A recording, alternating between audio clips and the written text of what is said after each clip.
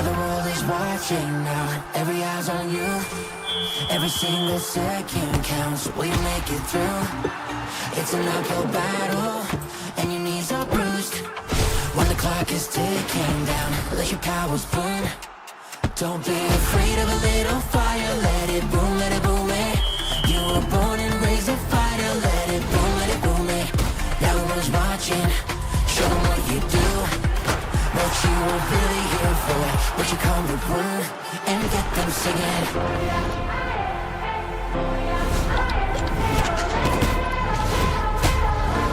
And get them singing.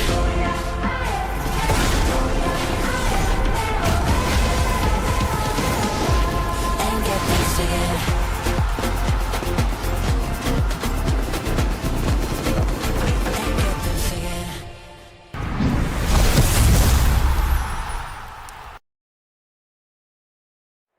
This summer, the heat will rise with every game, every clash, and every choice. And somewhere in that heat, one team out of 28 will break through and stand tall as champions of Free Fire Max Asia Invitational 2026 Summer. 28 total teams, all from India, Bangladesh, Nepal, Pakistan, Indonesia, Malaysia, and Thailand. Teams will come in hot and will only have one purpose: to be crowned by fire. South Asia play-ins starts from June 12th to June 14th. 18 teams will kick off the South Asia play-ins and will be divided into 3 groups of 6 each. 8 teams from India, 5 teams from Bangladesh, 3 teams from Pakistan, and 2 teams from Nepal. In a round-robin format, each group will play against the others over 3 days. At the end of day 3, only the top 8 teams out of 18 will move forward. For the remaining 10 teams, the journey ends. Main event starts from June 18th to June 20th. The 8 qualified teams from South Asia play-ins will then be challenged by the 10 invited teams. The top Indian team from Free Fire Max Asia Invitational 2026 Spring. 1 team each from Bangladesh, Nepal, and Pakistan. Joining the fray will be teams from across the ocean. 2 teams from Indonesia, 2 teams from Malaysia, and 2 teams from Thailand. Once again, 18 teams are split into 3 groups of 6, and in a round-robin stage that will last for 3 days, only 12 of the finest teams in all of Asia will move on to the last challenge. Grand Finals on 21st June. 1 day, 1 opportunity, no second chances. The Grand Finals will be played in Champion Rush format. To claim the title of champions, a team must first reach 90 points to activate Champion Rush, and then secure a booyah. At stake is not just the crown, but also the biggest share of the $50,000 prize pool. When the final moment arrives and the heat reaches its peak, only one team will rise above the rest, and only one team will be remembered as crowned by fire.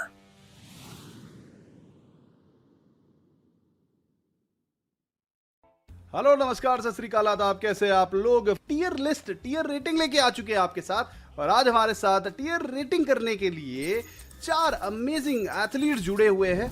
चलिए शुरू करते हैं tier rating. ये सबसे पहली team guys ऑटोबॉट, पिछली बार काफी अच्छा खेले थे, वैसे तो हीरोइक पे रख सकते हैं इनको। अब हमारे सामने आ चुकी है टीम गॉडलाइक। ग्रैंड मास्टर पे रख दो। हाँ, मेरे हिसाब से भी ग्रैंड मास्टर पे भी। नोबिता यहाँ पे स्माइल दे रहे हैं कि आप कहीं पे भी रख ले, लेकिन मेरे लिए तो गॉडलाइक दिल में रहेगी, दिल से गॉडलाइक। और अब अगली टीम है स्ट्रॉ हैट्स। स्ट्रॉ हैट्स को डायमंड पे रख सकते हैं, मारते तो अच्छा मारते हैं लोग। इनका बंदा वेडिंग पे कैंप करके बैठा था भाई, इनको प्लेटिनम पे रखो। फाल्कन्स को कहाँ रखा जाए, चारों खिलाड़ियों से पूछूंगा मैं। ग्रैंड मास्टर से ऊपर अगर होती तो अगर रख देते इसको, तो चैंपियंस पे रख दो। चैंपियंस पे कुछ एक बनाओ, उस पे। हाँ, एक चैंपियन का बना दो। बिगेट्रॉन बाय वाइटैलिटी, इन्हें कहाँ रखा जाए? ग्रैंड मास्टर पे रख दो। ये भी भाई है भाई, चैंपियंस पे भाई है, रख दो grand master. IQ total gaming कहाँ रखना चाहेंगे? ग्रैंड मास्टर यार, वो ग्रैंड मास्टर पे ही रख दो। और अब टीम हिंद, हमारे तेज FFMIC 2026 स्प्रिंग के चैंपियन है, और इंडियन सर्वर में तो इनका कंपटीशन कोई दिख नहीं रहा है। ग्रैंड मास्टर डालो इनको, क्योंकि अभी स्क्रिम्स भी चल रही थी जो बाहर की, उसमें भी काफी अच्छा खेल रहे थे।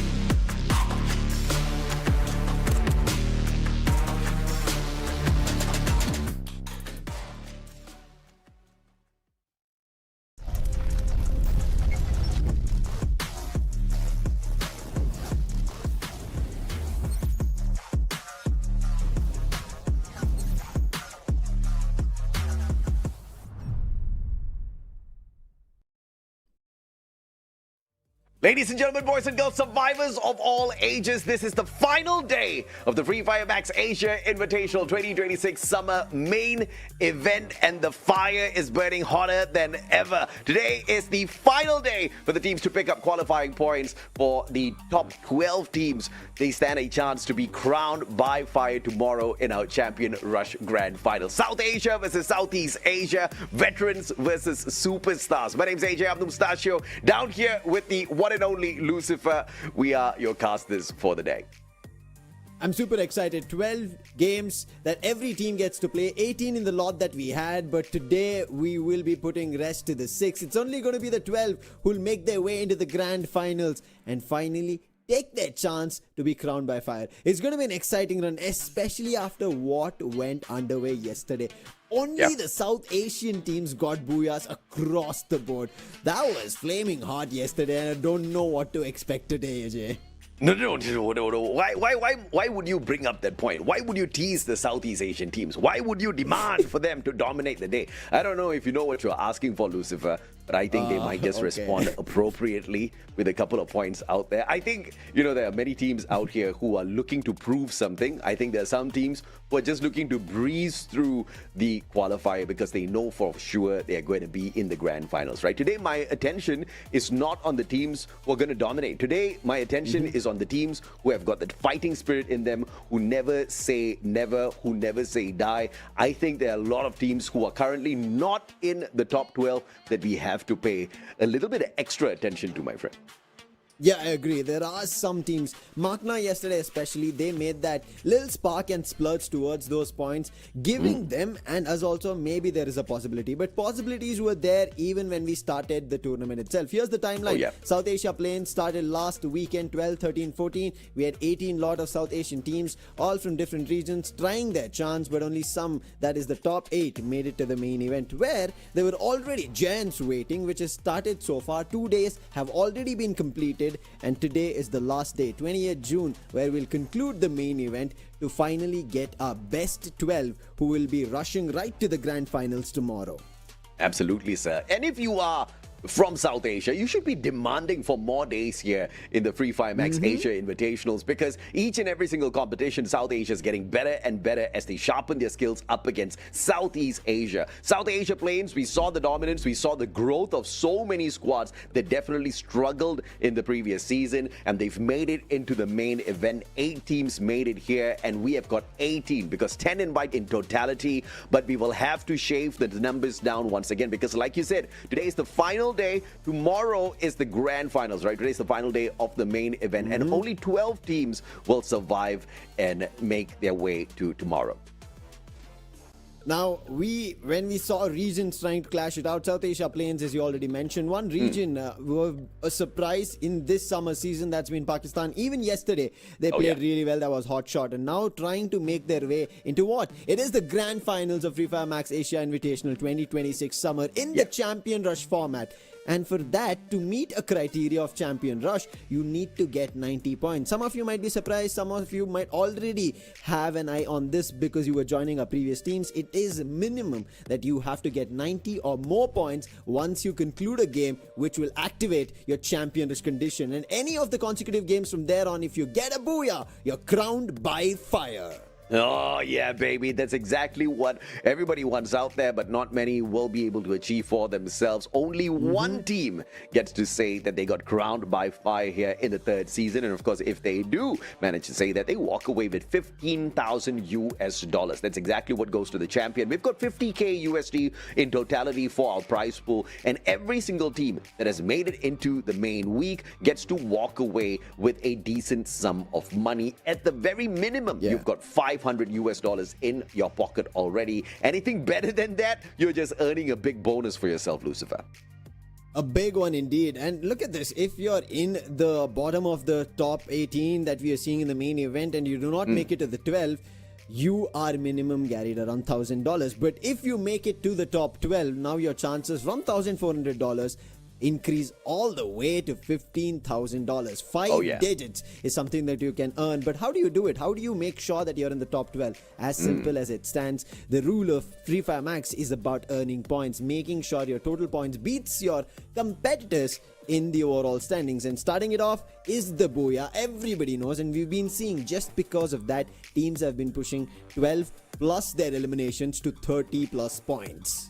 Everybody knows the Booyah, but not many people are familiar with how to guarantee themselves the Booyah. And like you said, those placement points are going to be very important, but the eliminations are going to be equally as important as well. Every elimination gets you 1 point. If indeed we do have a tiebreaker out there because two teams manage to collect the same number of points, we'll first look at the number of Booyahs, followed by the total eliminations. And even if that fails, we'll then look at the ranking in the final game, which we've never gone to before. I don't think we'll go to this time, but if we do, that should be able to call exactly who sits above the other. 4 unique active skills is exactly what we need to see in each and every single squad out there, and this has been one of the most exciting changes since we saw it last year, Lucifer. Yeah, it's been a super exciting change indeed, because teams have now been forced to, yes, bring about different active skills within the team, but also figuring out a newer format for themselves to play as either rushers or secondary snipers, something that we are now getting used to seeing. Maybe bringing back the Steffi as well, the painted refuge. Some of these active skills were kind of being left around. Some teams were not picking, but showing that there is still opportunity, scope for it. Even 2-4 as well, the thrill of battle being actively used by players so much to depict their chances of qualification will also come into play. And in terms of knowing who will qualify, it depends on these 12 that are currently playing, and hopefully they rank above the teams in Group C who are already seeing if they have a chance or not. Absolutely, man. And the ones who are in the biggest risk of all here are the teams who are at the very bottom. You're talking about teams like DRS Gaming, Extreme X, Total Winner, and surprisingly, even Bangla Unity is down here. We've talked about how well the Pakistani teams have done so far, how well the Bangladeshi teams have done so far. But you know, they're starting to realize very quickly that the play-ins versus the main week are two different monsters altogether. But does that mean that they're going to be able to slay this big monster? I don't think so. Has already proven to us they do have the fighting capability. I'm actually expecting a lot out of Titan Esports Club as well as Bangla Unity today. Yeah, I agree. I think Titan Esports Club did give us a glimpse yesterday, but on the other end, hopefully it becomes even better. Oh yeah. Same in that Extreme X. Now, this has been an extreme team throughout our spring season. They've played incredible. Now they're trying their chance to get closer, and we saw their performance been good. However, it's time for them to get to that cascading situation where they don't allow any of the teams to get in. But one team with the 4, these young guns have been just surprising every capability. That is the SATUL Esports squad. Oh yeah. So SATUL, they have managed to dominate multiple times already within their own local region, but stepping it up here up against Southeast Asia, some thought, okay, they might not be able to get the job done, but clearly they're proving otherwise. They have done phenomenally well for themselves, and I expect that run to continue on today as well, right? 117 points on their first day of play here in the main week. You guys saw how they flew yesterday, and to fly against the big squads today, I think is going to be equally as easy. But will they be allowed by the Titans of Southeast Asia? You've got RRQ KAZU as well as Team Falcons down in here as well, who have been dominating the leaderboard quite a little bit, especially RRQ KAZU towards those final circles.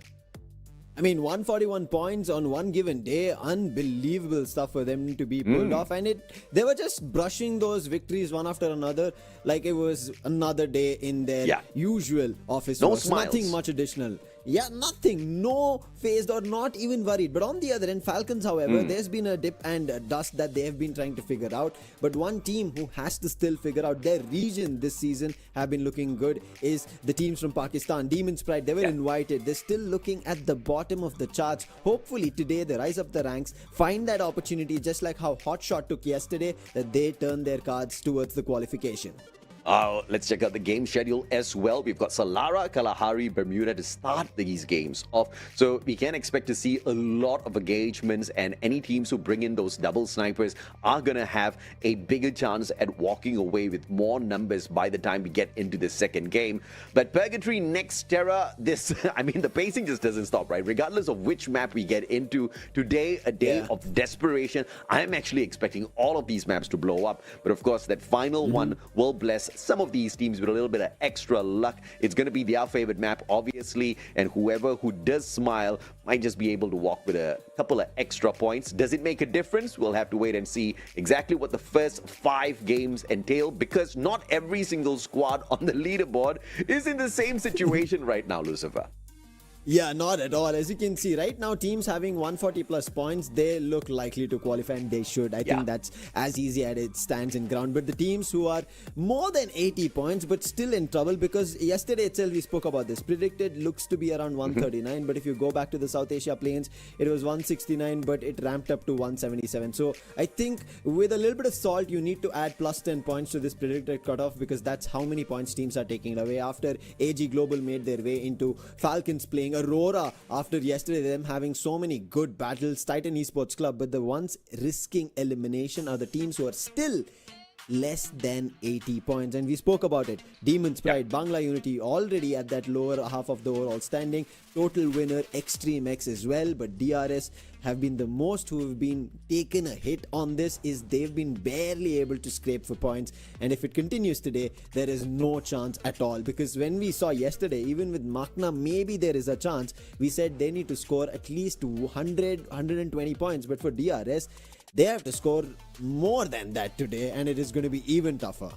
I actually don't agree with this graphic at all, because I think Magna Esports as well as Autobots Esports are in bigger trouble than some of these other teams who are currently in the bottom 6, right? Because Magna as well as Autobots, they have got no games to play. Yes, they have got more than 80 points, but what are they going to do, man? They're just going to sit down there and scratch their heads and hope and pray. Yeah, they're going to be hoping and praying a lot today that none of them beat those points, but we both acknowledge that they are quite low down on the leaderboard. But talking about low down the leaderboard, there are some teams who are making sure those squads stay low down on the leaderboard. You're talking about your regional powerhouses. You've got S8UL Esports, Team Apex Gaming out of South Asia, and then for Southeast Asia, you've got RRQ KAZU, and well, we've been kind enough to throw Team Falcons here on this screen, but I think another team from Malaysia needs to be thrown in here as well, right? AURORA Gaming. Southeast Asia just has that quality, but from what we've seen so far, Lucifer, South Asia has been giving them a run for their money as well. Like you said, yesterday it was just a South Asian day.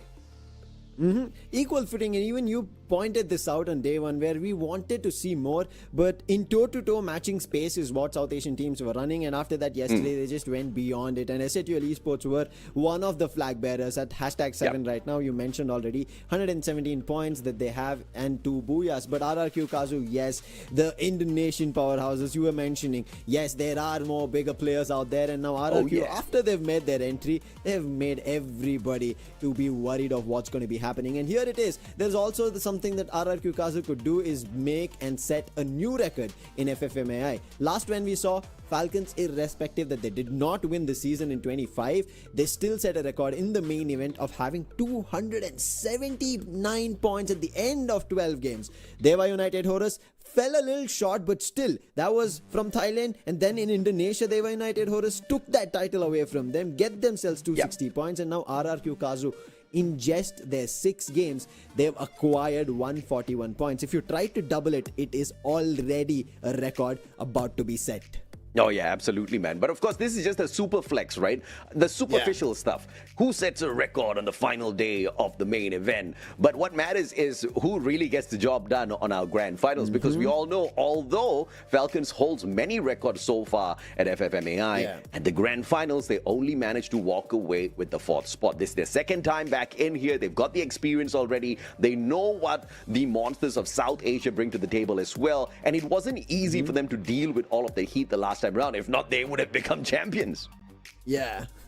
if they have another chance, this is the one that they will be trying to take. And looking at the preferred drop spots that we have in front of our screens, you can see starting off very easy peasy for them. Riders Club, it seems, where we are heading. But the southern part of Solara Riders now, TV Tower, Eco Drain, Casa Vista and Aquarium. We cannot forget the sight that we witnessed yesterday. So somewhere the southeast of what we are going to be seeing in Solara might be again full of action from the very beginning, and we would enjoy that. But with the teams who are still struggling, as you can see, completely towards the top, where DRS and Titan Esports Club were there, I think DRS should take maybe a dive in the other direction, try to bide information and then play for eliminations. Man, dude, I think, they just need to keep this one simple. Run, right? You do not want to deal with early heat. Not today. I mean, Not earlier stages, maybe the South Asian play-ins, the first couple of games, you want to play around, maybe, yeah.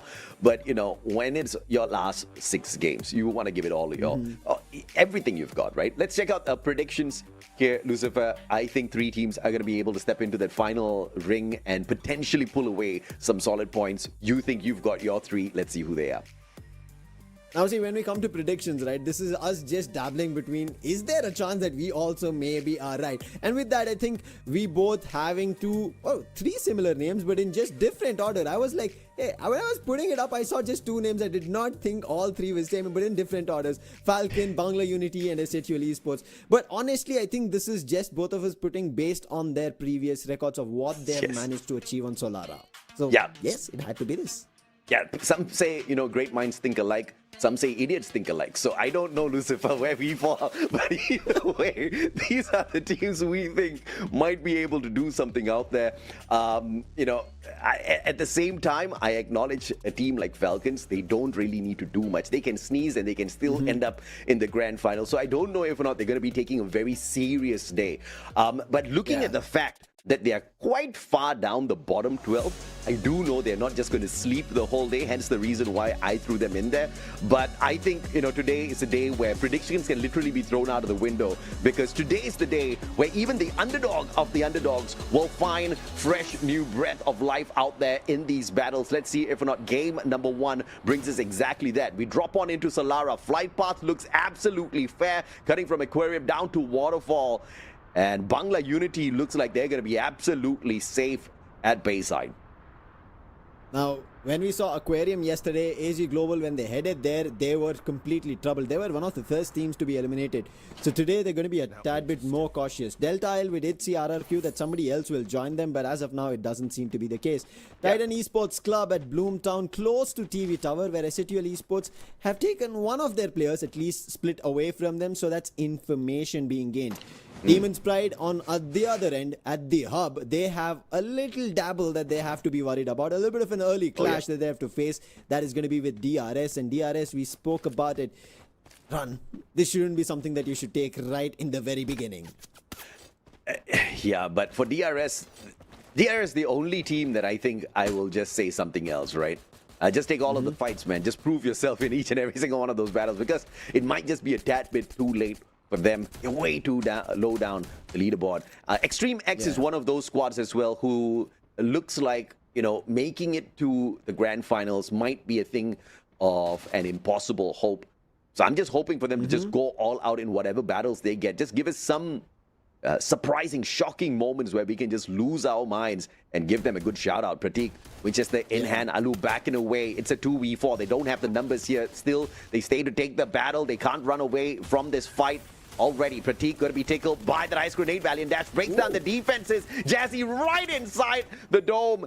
And he gets the triple drop. Stroax out of nowhere. And that's what I'm talking about. The Rail Soldiers giving us something to get excited about. That was incredible. There was such a quick turnaround coming in from DRS. And on the other end, SHUL, now we spoke about this. They might be trouble, but they were the ones who decided to make a move. But what just happened? SHUL, along with another team, together played and eliminated AURORA. That's the first squad with only 1 elimination down, and AG Global, they heard all of these sounds, and now SHUL Esports have to be worried about it. One of their players just got revived, so he doesn't have the best right now investment in terms of a fight, so they have to buy some time. But AG Global, look at how methodical they are. They've surrounded SHUL. They don't have any good exits as of now. If SHUL decide to move out of the building, they'll be caught.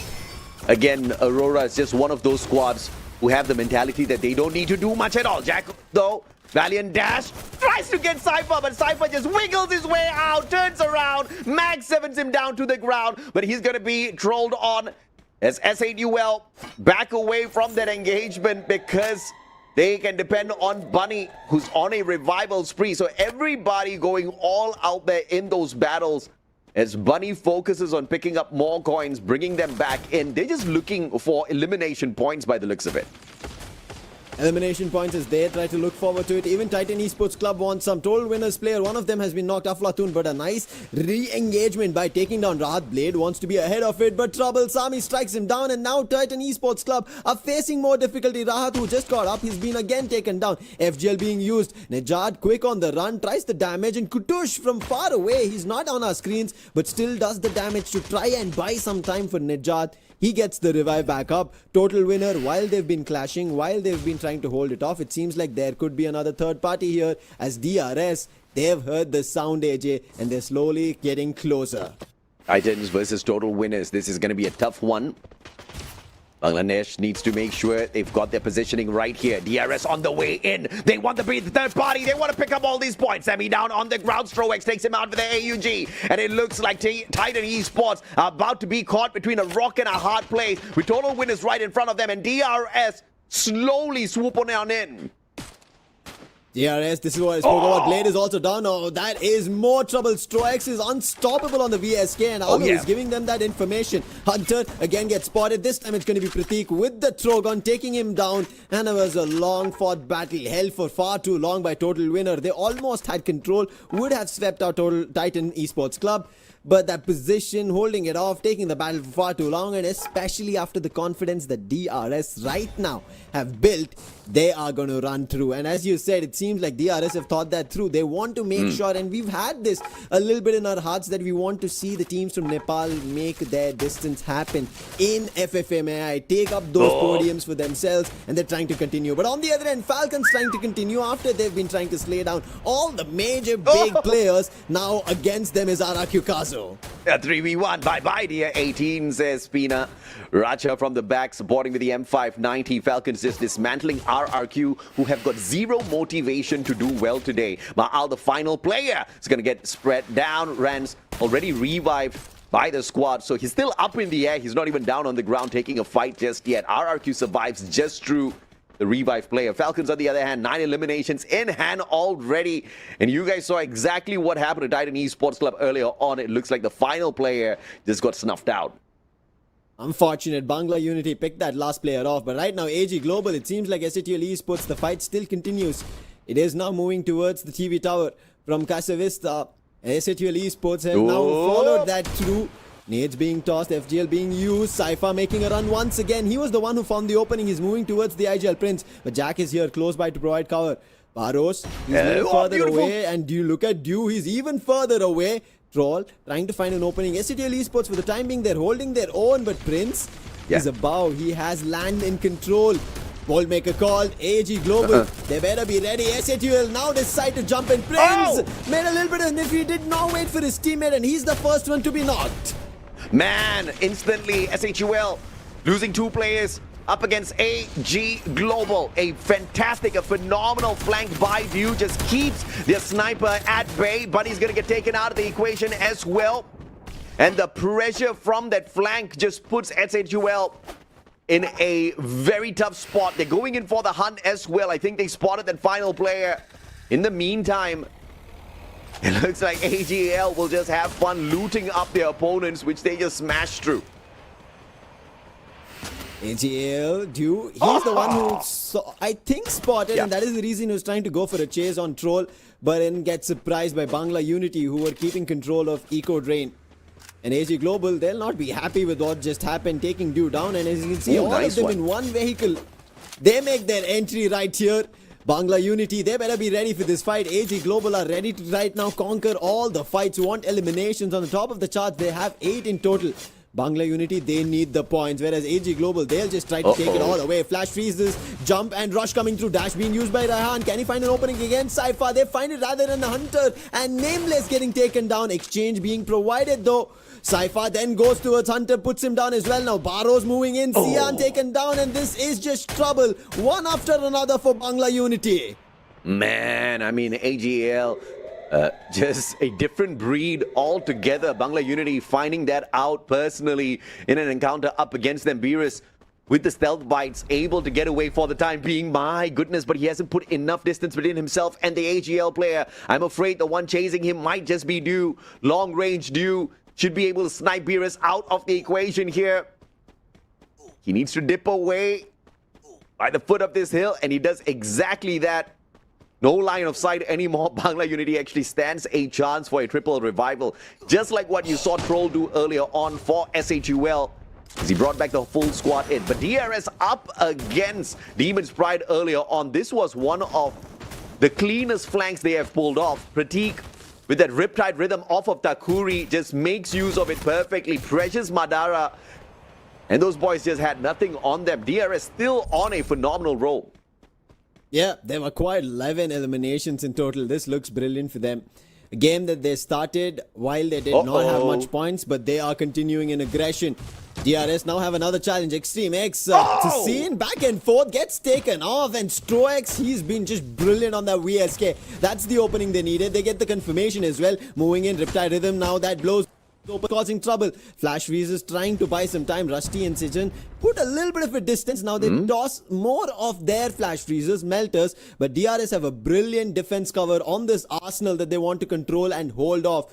But they cannot prolong this fight. On the horizon, we even see the Falcons. It is better to take this fight with Extreme X and put them down, or rather get troubled by Extreme X. And opening there, it is Racha. He puts Strox down, the man with the sniper who was troubling everybody.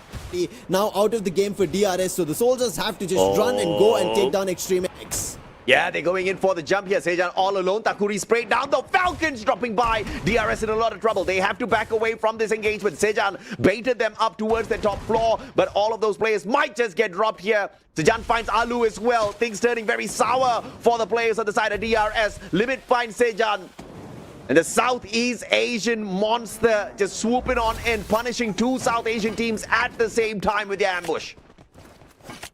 Very important was Strox, and as soon as it gets taken down, Prateek, the last man standing, he is done for, and that is an end for DRS in a run that they just started. Looked so brilliant. Unfortunate for DRS, but Extreme X similar, somehow they still managed to survive. Same can be said for SATL Esports. Troll made a run from AG Global and would be able to revive his whole squad. But they're again moving the same direction of All Gamers Global.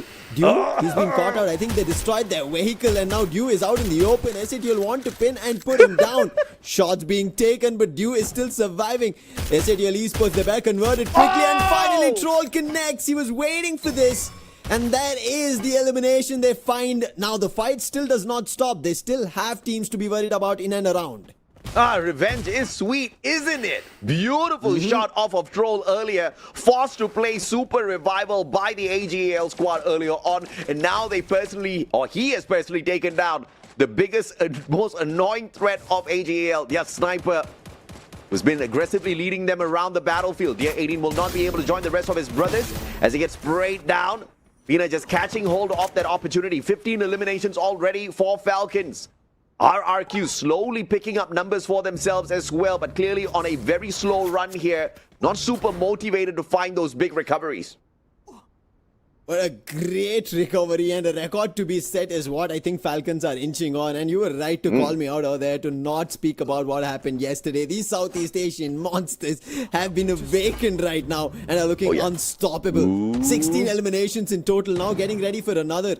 On the other end, Team Apex Gaming, everybody has an eye on them that they also have a chance of their qualification. Right now, they stand at the 12th spot in the overall standing. They need a lot more points because anybody else can take that spot away. And right in front of them is SATL Esports. Let's see how they hold this one. Oh man, RRQ on the revive, just being snuffed out here. SHUL just managed to look behind at the right timing, spotted two players flying back in. They instantly take them out of the skies. And it looks like RRQ on another revival here, potentially to feed SATUL, who are still very, very hungry. Yes, they do spot the player flying out of the skies, heading straight on in. Bunny finds Pina. Pina down on the ground in a bit. Can they shoot him out? Oh, they spot him. Yes, they do. It's just farming time for SATUL. 3 eliminations so far is what they've farmed. All from the sky. They're not putting down any seeds on the ground. They're the ones who are picking and plucking players off on and above. DP Dominators, in the meantime, they pick off a player from AG Global, but that ends up being the last player for them. The other two were picked by SATUL Esports, but they also get taken down by the region of their own, the teams of their own, the competitors. Total winner put Demon's Pride out. SATUL, in the meantime, as the zone's about to close, the circles made a shift. They decide to take the launch pad, make a jump, but they have trouble to be worried about. But right behind trouble is also Bangla Unity, who are slowly making their move, putting down the monster trucks, and right behind Team Apex Gaming. Oh, beautiful. Troll was the only one that made the rotation here for SATUL. Nobody spots him. Prince, so you gotta take that shot now.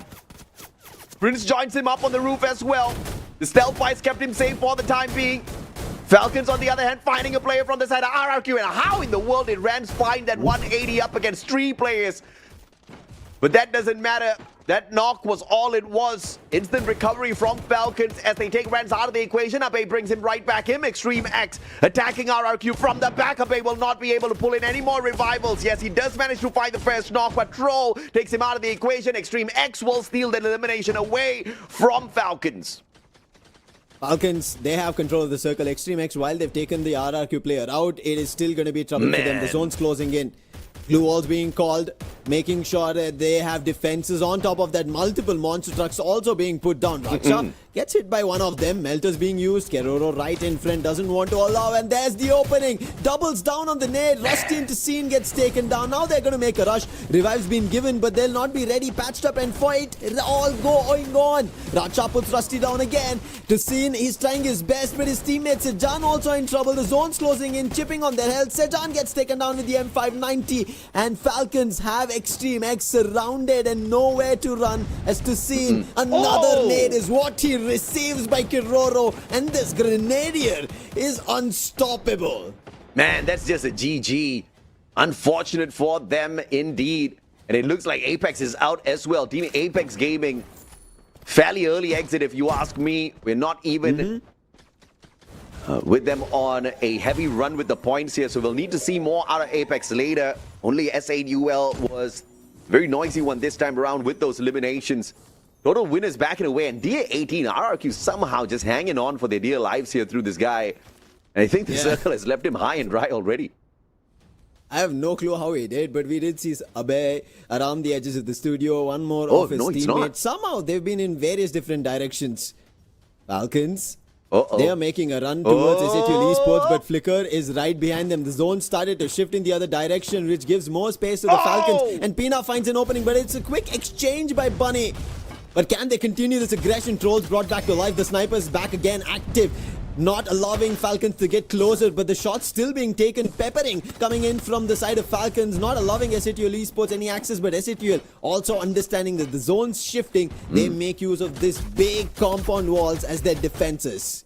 Oh yeah, beautiful play by SATUL here on the rotation. Just need to be careful on the flank towards the right. They do have the Time Turner and the Steffi available on their side, so Painted Refuge can be pulled out. Those grenades out of Kororo will do nothing to SATUL the moment they start to defend. Falcons will have a disadvantage up against SATUL here. As Total Winners tries to tease that Steffi out of them, they're not going to find that just yet. Falcons backing away, looking for a weaker team as they realize the rotation out of SATUL was just too strong, and Extreme X do not have the numbers to deal with them. Falcons swoop on in. They pick up the final player, Extreme X, out in 5th. Extreme X Flicker was the only man standing, and it was very tough to in a position like this at studio as the zone's closing in. But Falcons, the zone's now closing at there, and they wanted to make a move. They wanted to be ahead of SATUL, but SATUL as well, using that compound now not for too long. Tier 18 in the meantime clutching on to the amount of medkits that he has to try and survive, and nobody's batting an eye. But just as about to talk about it, Total Winner will be able to spot him up as soon as he props up to try and go ahead of the play zone. And with that, it comes down to the last three teams in our final circle: Total Winner, SATL Esports and Falcons. SATL want to get ahead of it, but they've been troubled by Total Winner, but they're using the glue walls as well as the UAVs to make it across. Troll is the first one who does it. Jack, he gets taken down. Bunny wants his run, but Total Winner have the roof under control, and Falcons, look at this, they take their advantage and they put Prince down, troubling SATL Esports and ruining their numbers and chances. Yeah, Prince just didn't see that one coming, and Limit X7 was just a meanie right behind the wall with a backstab, and up close and personal AWM, he takes him out of the equation. Limit though, just one with Mother Nature, hiding behind the tree bark, and that keeps him safe for the time being. Falcons want to farm the biggest number of points out of this lobby so far. The highest number of eliminations in a certain lobby has been 24. Many teams have managed to reach that. Falcons looking to break that record in this very first game of the day. Total Winners have got 3 lives to reap. SATL have got 2 souls to take away. Falcons might just be the biggest Grim Reaper in this lobby. Racha, Limit X7, beautiful rotation in. Total Winners are now not in trouble, but SATL, who are spread out and so close to the edges of those circles, are in deep trouble. Big trouble for SATL Esports.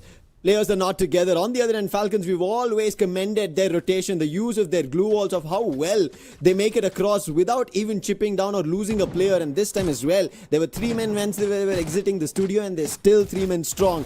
Total Winner on the other end, who had all their 4 players, have lost one. Aflatun is the only one on top of the roof. But look at Troll. He makes sure that Total Winner do not have the best chance. Prince gets knocked instantly. Bunny making a run. Troll wants to help, but Falcons have their eye ready on him. Limit X puts him down. Aflatun was also there in that mix, and Prince finally puts even Bunny down. Now Falcons know what they have to do and where the next challenge is, and with that, nades being tossed, freeze being used. Aflatun is the only one as Prince goes down. Launches used, and Aflatun, there is nothing that he can do as the zone's closing in, and Falcons want to set a record of their own in the main event in terms of the total points they acquire. Oh yeah, absolutely, man. Aflatun has got no chance here whatsoever. Right outside the circle, takes a ton of damage up against 3 players of Falcons. He tries to get away, but the zone snuffs him out. No final point awarded to Falcons, but they're not going to care because they've earned quite a lot already through those eliminations. And I believe in this game, Falcons has managed to set a brand new elimination record, as well as total points record picked up in a game within the main event. If I'm not mistaken, 25 eliminations should have gone their way. That makes for a total of 37 points just in game 1 for Falcons. But from the very beginning itself, they've looked super aggressive. As you can see, this is just before that final fight between 2 teams. They already have 22 eliminations. And now, in front of them, they had almost 5 more players, out of which at least we saw 2 of their eliminations being grabbed just by the Falcons. 1 from the player of SATL Esports and 2 from the side of Total Winner itself. And that gave an opportunity. This is the last shot that we ended up seeing. Aflatun tried to make his run, the zone doing the damage. The only thing that he did not do... The only thing that he did do over there was not give away the elimination to Falcons. He just ran away, took the damage coming in from the zone and went out. However, Falcons, for them to hold their own in terms of how they were rotating, even how they had a little bit of a trouble with one of the players of RRQ, and they were right at center in studio, and they still held themselves really well, is just brilliant. And just by 1 point they beat that, as you mentioned, 25 eliminations, the highest record in the main event, and even 37, the highest in total points.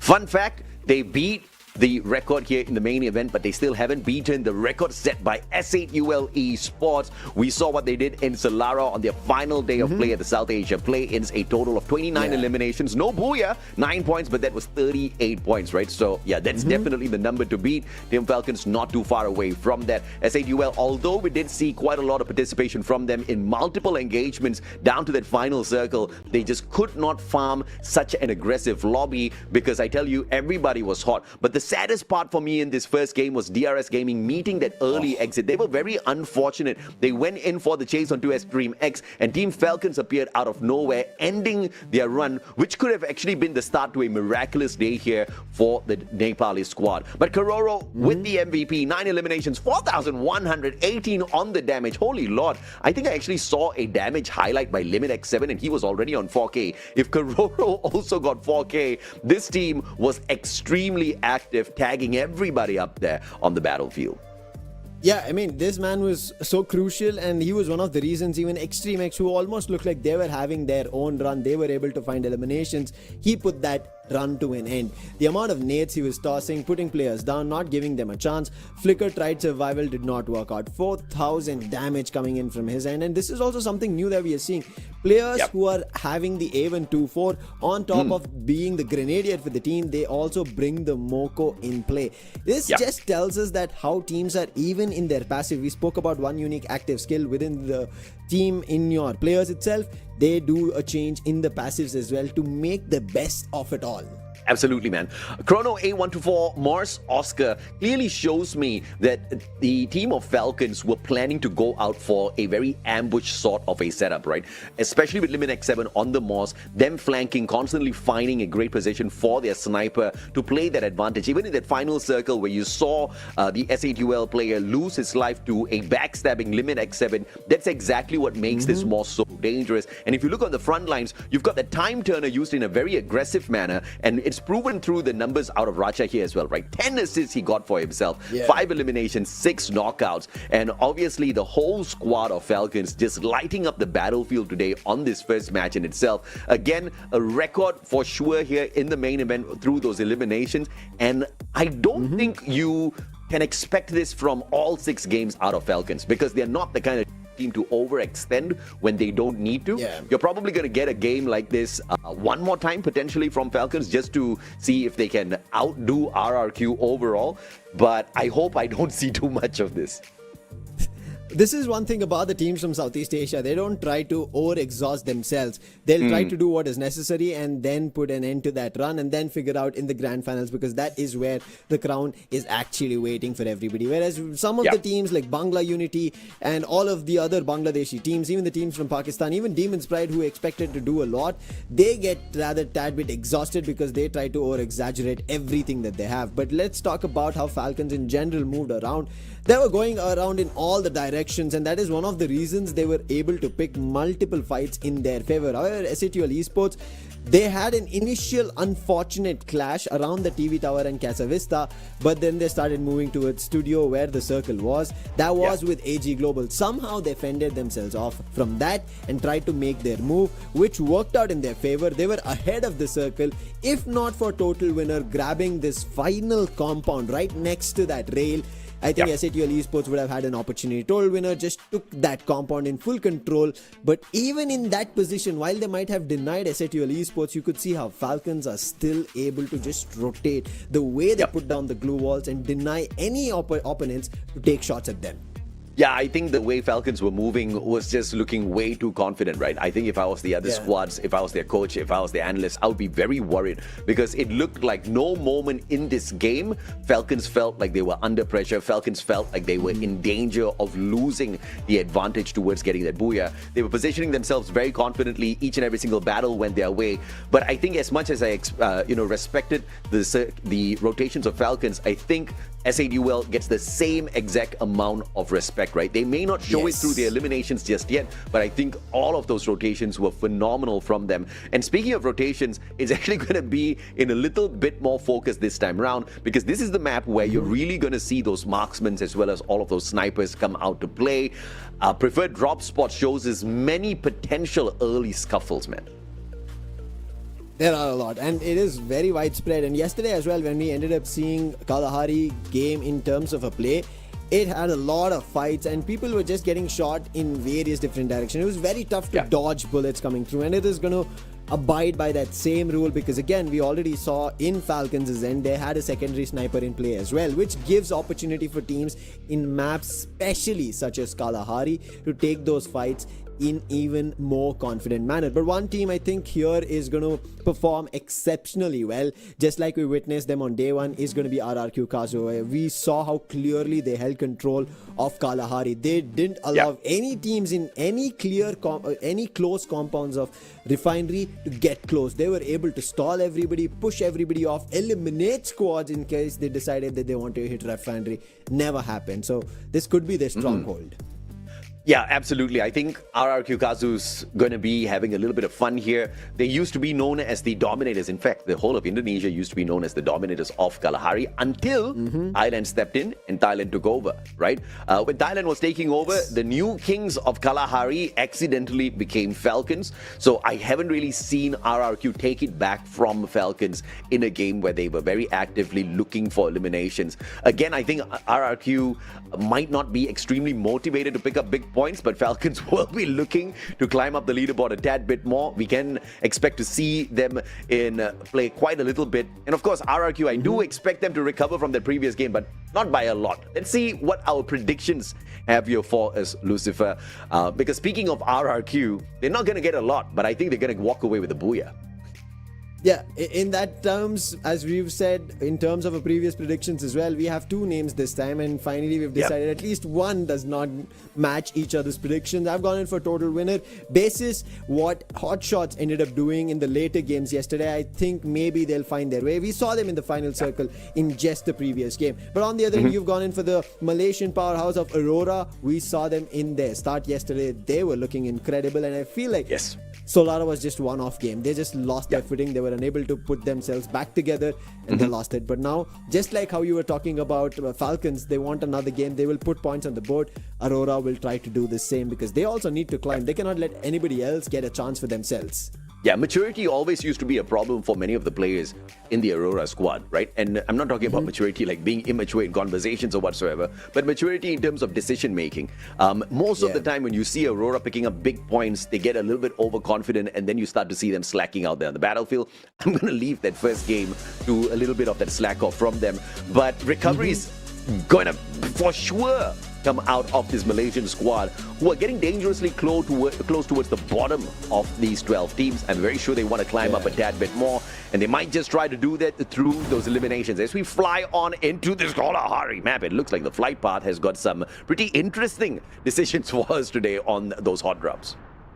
Yeah, it's more that bit towards the west, which will maybe push teams to figure out if they can get closer, especially if teams on lots are moving towards Santa Catarina. But looking at the very early drops, Shrine seems clear. It's only DRS. AURORA also have Council Hall in full control and in command. RRQ in Refinery, no contention compared to the preferred drop spots that we saw. However, RRQ have a big wide spread. On the other end, we ended up seeing Bangla Unity as well as SHUL Esports in close counters. Same at the maze with Extreme X and AG Global. Extreme X in a lot of trouble here. AG Global early fight are super strong. And yes, you can see Dew is missing in action on the battlefield, which means he's already looking for a flank. Tusin's going to get sprayed down. Sejan, great play here. Nameless backs away from him, focusing on the pickup of Barros. Cypher, on the other hand, just handles Sejan in the meantime. Flicker bringing Tusin back in. So Extreme X having a little bit of an insurance policy here. Sejan's finally going to get sprayed down. And AGAL slowly but surely overwhelming the team of Extreme X. Rusty is the next one to be caught out here. Flicker has to back away from this compound. He doesn't have any opportunities here because AG Global have multiple players, and he finally does back off as well. But the question is, does he have enough coins to see Tusin right back in it, and I am not so sure he should have come in here for the retail. Tries his best to scurry away. Dew is just not there with them in the compound, or he would have been toast. His car's on fire, and the fate of his team nearly got sealed there by leaving Flicker as their final player, but luckily Tusin manages to get away. Falcons, on the other hand, bumping into the players on the side of DRS. Apex finding themselves a Bangla Unity squad. Sihan with the time turner, perfect on the defense. Sahiljat can't do much with the mini Uzi, but as I say that, he shuts down Hunter, who makes a wrong-timed jump, and the mini Uzi punishes early. Team Apex Gaming, it almost looked a little troublesome, but they were quick on the revives. The players are gliding above, but command post, we already spoke about it. SATL Esports were also close by, and Sahil Jat, he has to clear and move in the other direction, and timing so efficient that he moves out, and SATL Esports, they grab that elimination on Bangla Unity. But Shoto with the M1917 goes in for the challenge against Prince with the finisher, gets the elimination. Now Team Apex Gaming turning the heat towards SATL Esports. Jack also gets taken down, and SATL Esports completely caught off guard. They thought that one player who was stuck was the only player, but Team Apex Gaming instantly turned things around. Dandanaka, boss. They got caught out. Unfortunate. SHUL on the recovery streak now. Total winners will be the distraction for the time being as Apex looks to loot up the boxes of the SADUL players. Demon's Pride tagged up by AGAL. Barros with a VSK from afar. In fact, AGAL usually runs a 4-man long-range setup. So I'm expecting those VSK in each and every single player's hands. Cypher already on the flank with the cord, trying to shut them down from the back. Nameless with a P90 looking for Aswab. Madara too low to do much here. Finally uses the medkit. Not punished by anyone just yet. Jazzy jumps in to pile the numbers up. Now Nameless might just be in a tad bit of trouble here if Barros does not get a good line of sight. Nameless trying to buy some time. Barros finally gets spotted by Madara. Shots being taken. Barros has to patch himself. And Jazzy quickly running up with the shorty that he has on hand. But Nameless will not give him that opportunity with the help of Barros on the VSK. Now Dew is also here. Demon's Pride trouble is increasing for them. Aswad gets taken down. Madara has a Trogan, but what can he do? And those mines that help out. Cypher gets knocked, but that is not going to be helpful as Madara will be confirmed and Cypher will be back on his feet.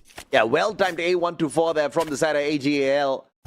Just taking the chances of survival up against them from 50 to absolutely nothing. Just dismantling the squad of Demon Pride. And Demon Pride is just lucky that they had one player far away from that chaotic situation up against a very dominant-looking AGAL at this point of time. Total winners also got taken out super early here in this match. 10 players left. SADUL shot out of nowhere. Troll with the VSK. No elimination just yet. Barros now looking for that high ground as they try to figure out exactly where the Indian squad's hitting them from. On the other end, it is Titan Esports Club who are very close to AURORA. AURORA, after having a very iffy start on Solara, they'll try to brush it off, but they need points. They want to climb up the rankings as well.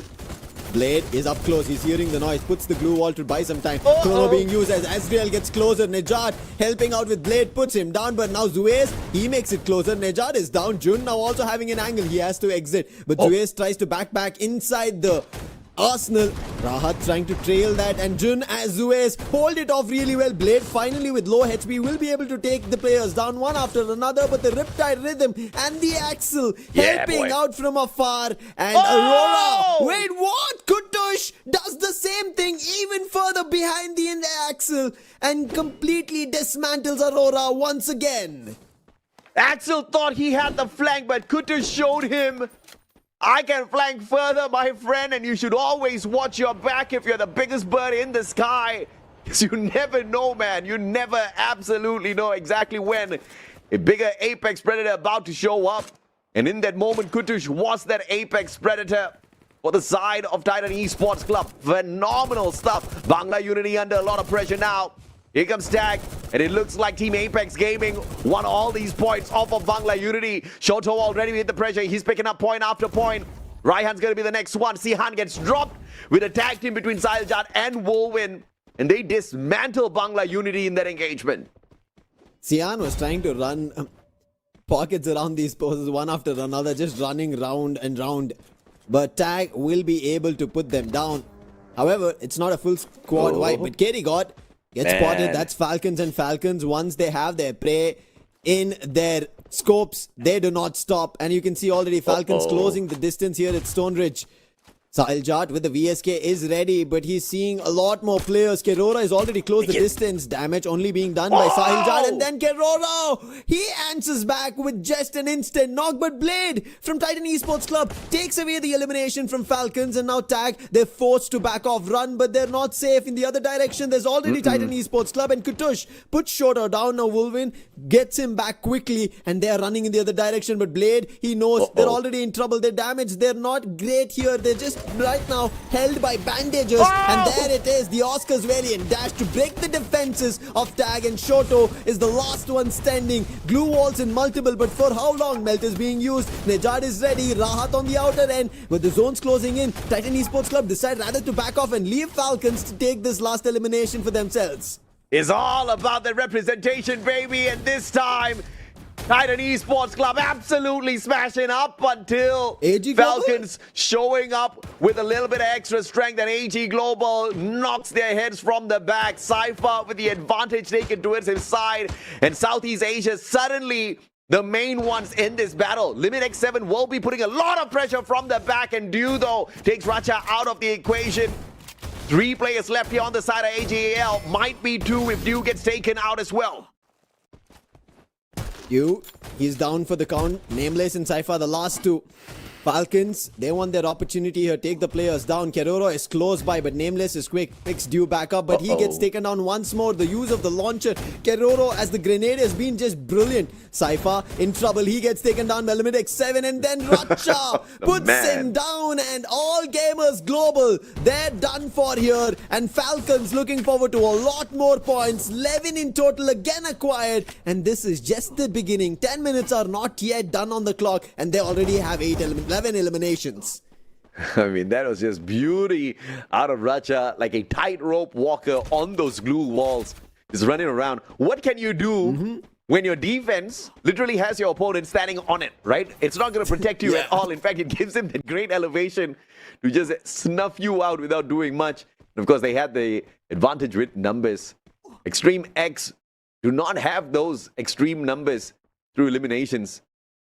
But they're still alive and kicking, looking for that recovery on play. SA2L up against RRQ is a battle we'll just need to wait for a tad bit longer. I don't expect either one to go rushing at each other this moment.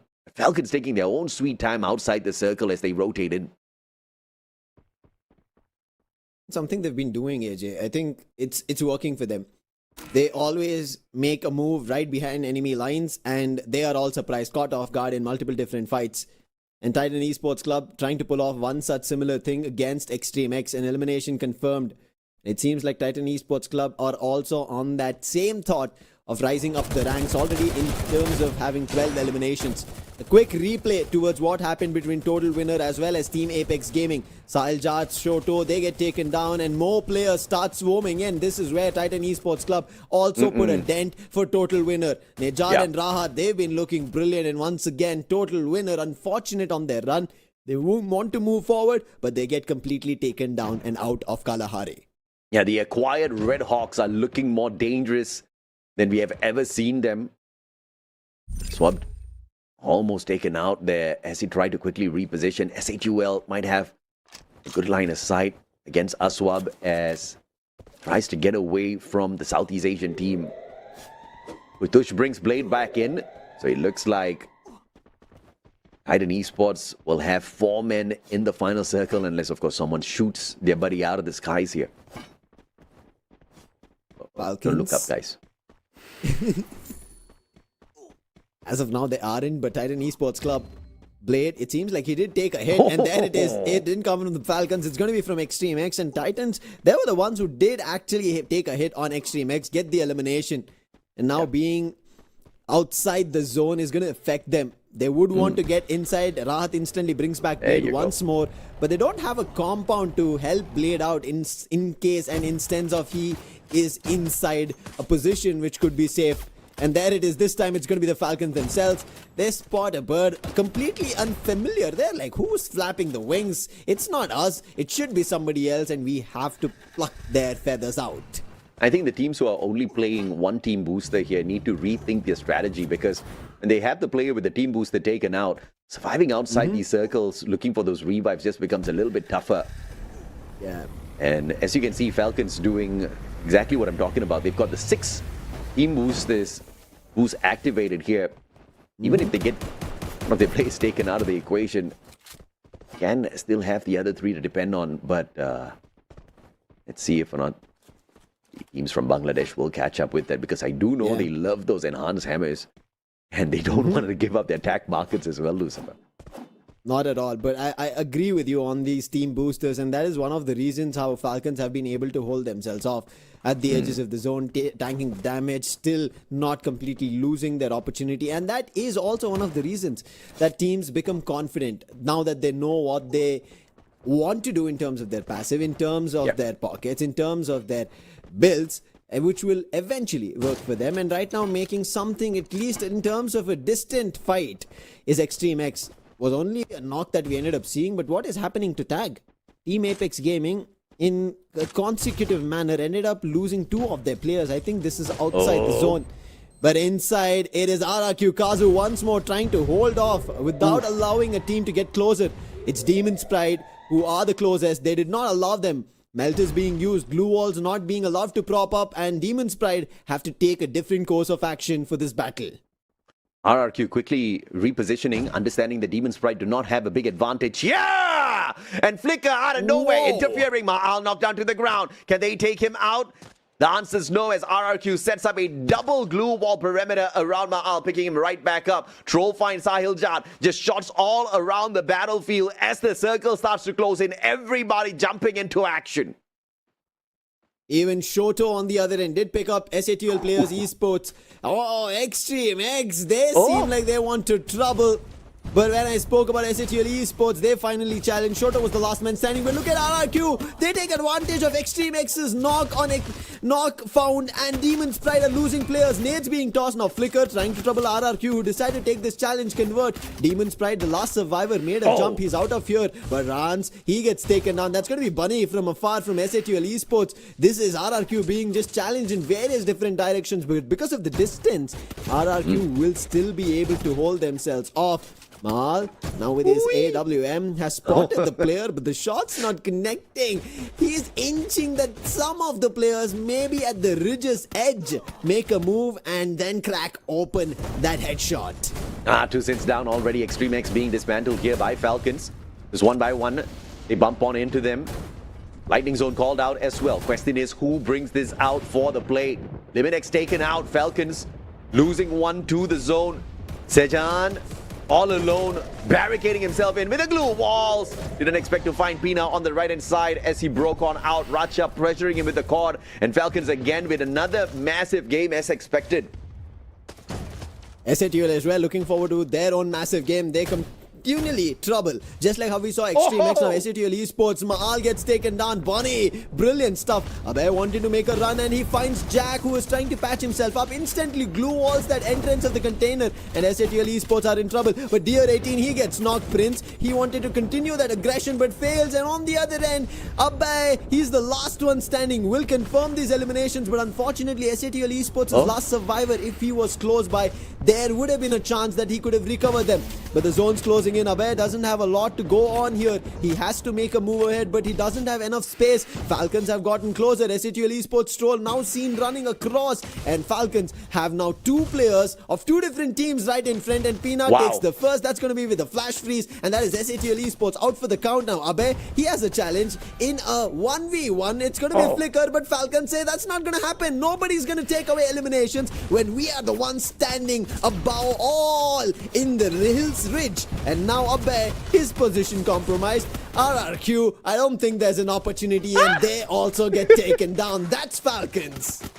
Blade stealing that point away, getting a knock on to Pina, but gets obliterated by the grenade out of the M79. Valiant effort, but of course Falcons with a back-to-back booyah to show everyone that they are the most dominant Southeast Asian team who will climb the leaderboard today. I don't know if anybody knows, but they're definitely chasing RRQ KAZU. Yeah. it seems like we even spoke about that. Can we see a new record for FFMAI? And it seems like Falcons do not want to allow anybody trying to break that record. Even they were United, Horus ended up falling short of around 19 points. So Team Falcons are like, we've set it in stone for the very first season of FFMAI, and it'll continue for seasons to be counted by everybody throughout. But you have to give kudos to even SATL Esports once again. They tried their best, fought against RRQ, but it's just that positioning, numbering that they did not have once they moved and jumped towards RRQ. And Troll, as a sniper, was trying to hold off in case he had any angles in that fight. Did not have access to it. However, Falcons, who were on top of the hill, having the ridge advantage for themselves, took down players one after another. But as you said, Blade taking down that one elimination, stealing it away, still did trouble on Pina, did get the knock. But that M79, the nade being used, this is just brilliant from Keroro, one after another. And it's just so amazing how they can confidently just guarantee themselves a spot in the spinal circle, 2 games in a row, 2 separate maps, but the dominance is just so dangerously similar, right? No record-breaking run, but who cares? Again, they get the booyah and they walk away with 19 eliminations this time. Titan Esports Club right behind them with the 22 points. RRQ KAZU close, but not close enough. But we all have to talk also about how Titan Esports Club managed to dominate this circle. Dominate this game, right? In terms of every single engagement they got, in terms of interfering in other teams as the third party, they pulled this off phenomenally every time they got a chance. Yeah, I think it was only when both Falcons and Titan Esports Club met each other, that's when Titan Esports Club went down. Otherwise, it was just Titan Esports Club more than the Falcons running around getting eliminations for themselves. All Gamers Global as well, unfortunate, they had 10 eliminations, but they still get taken down. However, on the overall standings, they're still in the top 12. Nothing much to be worried about. But look at Falcons. When we started the day, they were close towards the elimination spectrum, but right as now, instantly, they've jumped to the #3, 169 points with them. All Gamers Global as well with their 8 points at 138. Aurora Gaming, even though they've not had the best game so far, but because what they did yesterday, consistent in terms of picking points, they're at the 9th spot at 119. But Makna, while these teams who have not completed the 12 games are now picking up points, they're slowly being pushed. Team Apex Gaming right below them, Titan Esports Club, Demon's Pride, even though they are not having a great time, it seems like they might still stand a chance to move up if there is an opening. Yeah, absolutely, man. And like I said at the start of the show, the 2 teams who were definitely in deep waters is Autobots Esports and Magna.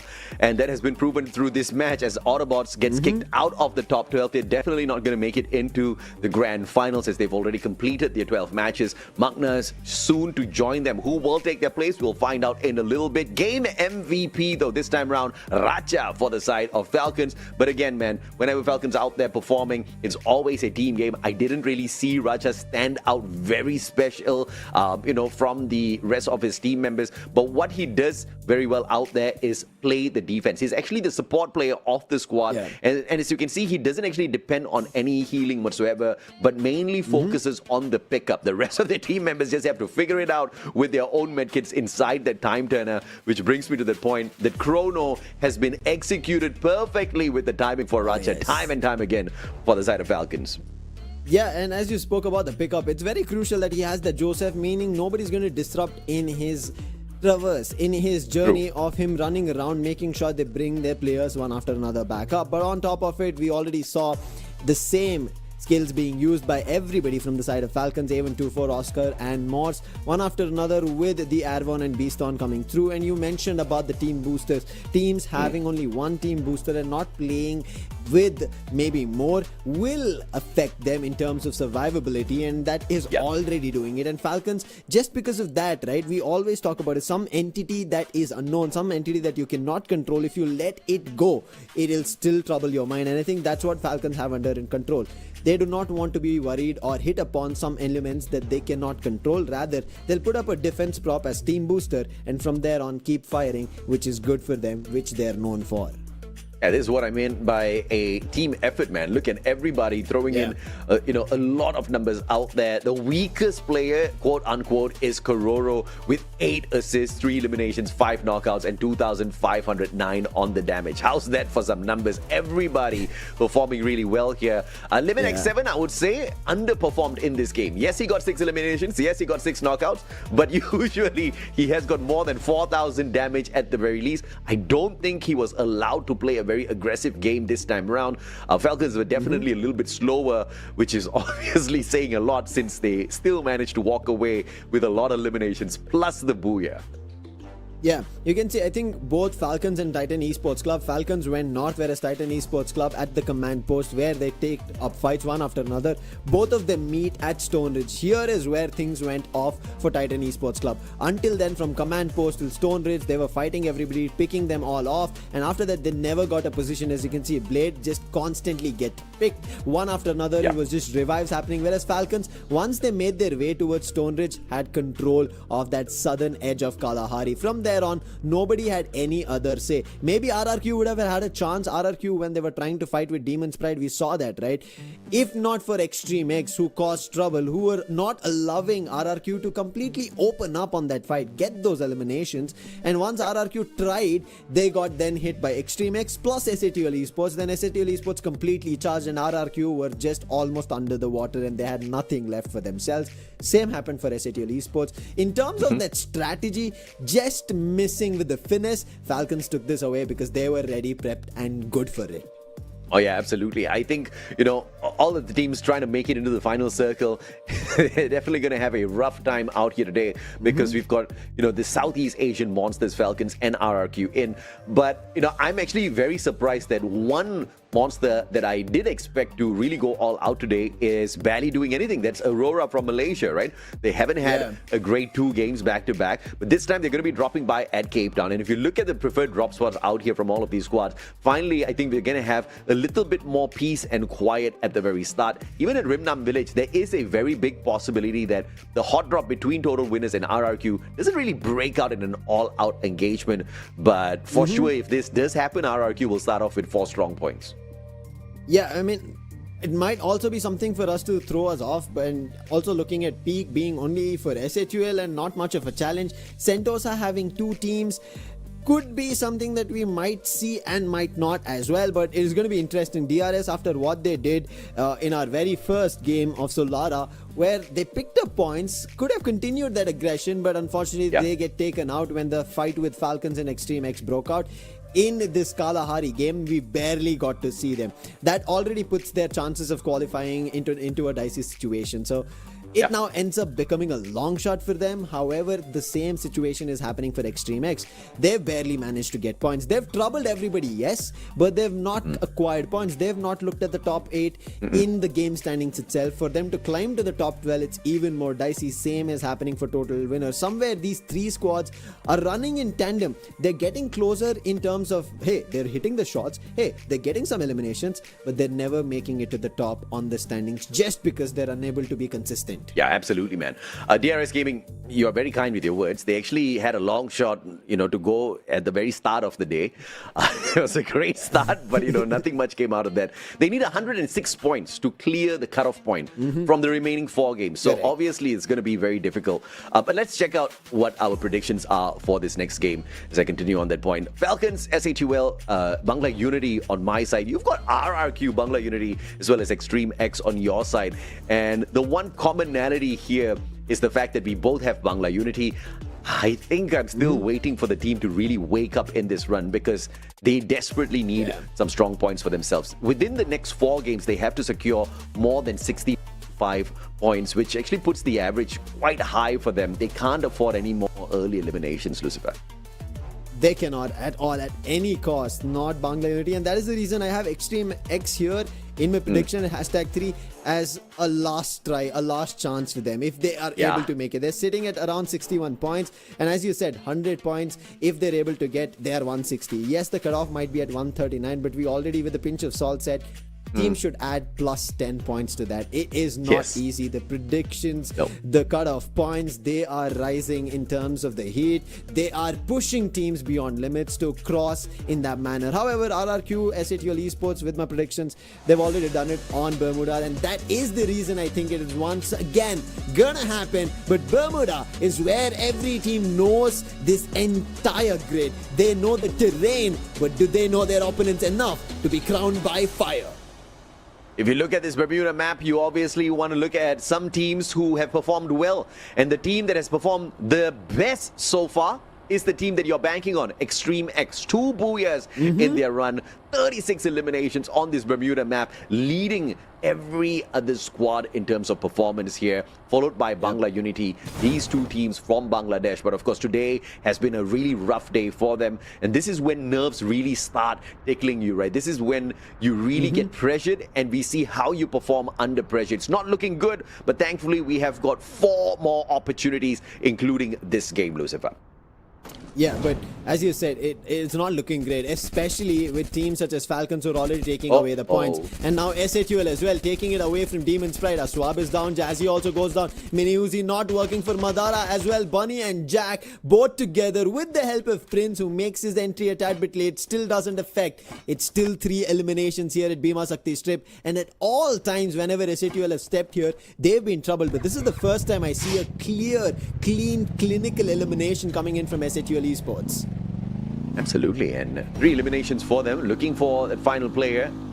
No hit list to be purchased just yet, and I'm very sure Bunny is a tad bit tickled by that. Aurora, though, in a big fight. Falcons right in front of them, and this is going to be that big test that I talk about for Malaysia. They pass with the first one. June with the VSS up close and personal, puts Pina down on the ground. The rest of the Falcons player not in front of Aurora just yet. You can see the jump pad putting a couple of their players right beside them. Pina down on the ground. June once again strikes with the VSS. Turned on as Axel gets put down to the ground here. This is just a little bit of a slowdown for the Aurora squad, but in a big way, they are overwhelming Falcons, and this is that awakening that Aurora needs in this game to make a comeback. They start off with 2. That was a brilliant play being made by them. As soon as they knew one of the players was close by, they knew at least one more should be further away. And they go gun in for that split, and that 2-2 works for them. As of now, they also use the UAV just to check the close quarters near the vending machine. Extreme X as well, trying to clear the close quarters. It seems like the real soldiers, DRS, are close by. There was a knock. Is there more to follow up is what we have to see. On the other end, Aurora are very clean. They're also looking for information on the Arvon. They get no information, and they know the position they are in is clean and clear for now. Yeah, they are definitely hunting, and they expected Falcons to be at that vending machine, reviving the rest of their team members. So very smart strategizing and maneuver from the side of the Malaysian squad that we're expecting to wake up here. But of course, all they'll be able to pick off of the monster Falcons is just those 2 points. Extreme X under a lot of heat now as DRS shows up with a stronger presence. Alu with the backstab, M590 takes out the player. Tusin with the AUG up on top. It is the lightning zone called out by DRS. Extreme X cannot step out of their confines, and they do exactly that, getting tagged up by the lightning zone. This is not going to be a very pleasant experience for Tusin here, but he doesn't have a choice. Steps on out, Riptide Rhythm from afar. And DRS picks up yet another point through Alu. Yeah, for one knock and elimination that DRS faced, they answer back by taking 3 of their players out. Brilliant stuff coming in from DRS. Yeah, you run, DRS, you run. DRS scanned out peak with their binoculars, and they saw 5. Yes. And they were like, no, not today, not now. We're getting out of here. They get scanned out by someone's UAV, unfortunately. Just at the very edge of it. Duel, fine. Woven. And this is an unfortunate encounter for Team Apex Gaming, who are dangerously close to being relegated from the top 12 here. They need to work their way out of this. The last time we looked at the overall leaderboard, they were in the 11th spot. Getting taken out from this lobby early is not going to serve them any bit at all. Sejan too low to get away from this heat, and TAG at least picks up those solid points for themselves. And Team Apex Gaming starts off the elimination spree, but more importantly, they are on that revive spree. But when we talk about revive, even SATL, who we just saw at Bhima Sakti, Strip now facing trouble in Observatory. Falcons is what they face off. Bunny Prince were already down, and the next player who made a run in, he also gets taken down. And Falcons, that's how they stall SATL Esports. On the other end, Titan Esports Club, they have a challenge. That's going to be Bangla Unity. Rahat, he's already knocked. Another player spotted quickly, trying to take a damage on him. Sejan right in front, trying his best. It's not working out. Sian, he is finally put down by Nejad. Now, Nejad has another challenge that he has to put the player down. That's going to be Hunter in front of him, trying to take him down. And Hunter, he tries his best and it does work out, only for a knock. Instantly glue walls up, but Blade is quick as well, just like what we saw from Hunter. But they surround him, they move through the window and do not give him a chance at all. And Hunter doubles down, gets both those eliminations. And Kutush, who is so far away from his teammates, thankfully, with the 1600 coins that he had, will be able to revive the whole squad, take the launch pad and then just move. Man, what a revive by Kutush. Phenomenal play. Was on the stealth bites, and that is the huge advantage that the Moss gives you in a game like this. KD God going in for the chase. Kutush pissed off, wants to take the fight to him. Riptide Rhythm breaks down Kutush's defenses, and he punishes as he goes in for the hunt. Woven now taking the fight up against Kutush, but it's the CQC. He dances around the time turner, but just could not get that revenge in time. Too low on HP. The rest of his team members still scrambling around for recovery. Titan Esports Club, that was brilliant coming in from Kutush in terms of how he was running around. But hey, Rahat has another trouble here. Quickly puts the chrono, runs away, knowing that he doesn't have the best weaponry to fight with. The M1917 will not do the damage that they need. However, Team Apex Gaming, they might be the surprise package here as the third party. Aurora has surrounded them, will take the eliminations, but now Team Apex Gaming, they also end up losing one of their players. KD got quick on the revive, but Zuez will not let that happen. He's closing the distance. Dash coming in. Wolvin will get no chances of revival. So does KD God, and the later all swept off. Bhima Sakti Strip becomes the end for Team Apex Gaming. Yeah, this is that awakening of Aurora. Team Apex Gaming just could not handle the heat in that engagement. And I have to say, brilliant decision making from Suez, just looking for that crosshair placement on that right-hand side flank, understanding that he was going to get his line of sight blocked off by the glue wall, uses his Valiant Dash the moment he got close enough, and the timing and distance was perfect to put Team Apex Gaming at a phenomenal disadvantage there, and he got the double knock. But well, another Indian squad gets snuffed out in the same way as well. Troll taken out of the equation. Prince very low on that HP, and Rance takes advantage with the M590 up close and personal. We jump on to a different fight. Actually, no fight. SATL Esports, yeah, no fight. They still, thankfully, have two more players in a complete different position. So they have another second chance, but do they have coins? Jack has nothing. I hope Bunny right behind him has some. They're moving to the vending machine. Extreme X on the other end in a complete different fight. They're holding off Falcons. This is happening at Shipyard. Falcons, they've looked ever so strong. They've surrounded Extreme X. They've already lost Rusty. And now Sejan is down. Close by is to seen. He has the P90. He's also right next to the compound. But the dash coming in. They close the distance. And Pina with Ratcha's help. They put both of them down in simultaneous decisions.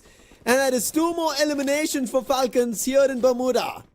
Well, that's very brave, man. Going for the pickup without a glue wall at all. No extra defense on their side. And a phenomenal disadvantage in that engagement for Extreme X. And I think that was just a panic play coming through from them. AGAL, though, going up against S8UL. Dew with a fantastic shot off of that AWM. Takes Bunny out of the equation. Jack's going to get caught out as well. Cypher catches up. M590 puts him down. But that fight is going to drag Aurora straight in towards them as well. And maybe S8UL gets to play recovery off of this as AGL keeps themselves busy with the Aurora players. A124 gets popped. Ezreal pulls out the time turner. He's not going to be snuffed out just yet and quickly backs away from the warehouse. Aurora. Barros? They're surrounding. Oh! Dew with the opening. Cypher now closing the distance. He doesn't have the dash active, but he goes through those glue walls. Zuez is super low. He gets taken down. Dew finds a second. Jun is down. And one by one, Aurora getting picked up. The Axel is the last one. He is in deep troubles. Dew has found him as well and snuffed him out. And with that, it is going to be an end for Aurora once again. They were almost about to get off here. 8 eliminations, and before they could jump towards the top 4, they will lose their footing. and they'll make it to the finals. They just need to do this again a couple of times. They did very well on their first day's run. Just bumping into the wrong squad there, wrong timing overall, and AURORA just did not have the right positioning. Like Dew was just so punishing in those situations. Even as Barros took the close fight, it was just Dew snuffing them out from afar. SHUL going to lose one player and maybe another one to follow as well. Bunny in the vehicle. The boost gets him away. Barros with the AWM could have a big advantage. But Bunny scurries away quickly, leaving the airdrop all to AGAL and potentially a different squad who might just show up. EP, Prince, 2v1 doesn't have that advantage, but from afar, Troll helping out Prince. Prince. Unfortunately, SATL Esports so far, in all their plays that we've seen, they've been caught out as individuals, not as a full squad.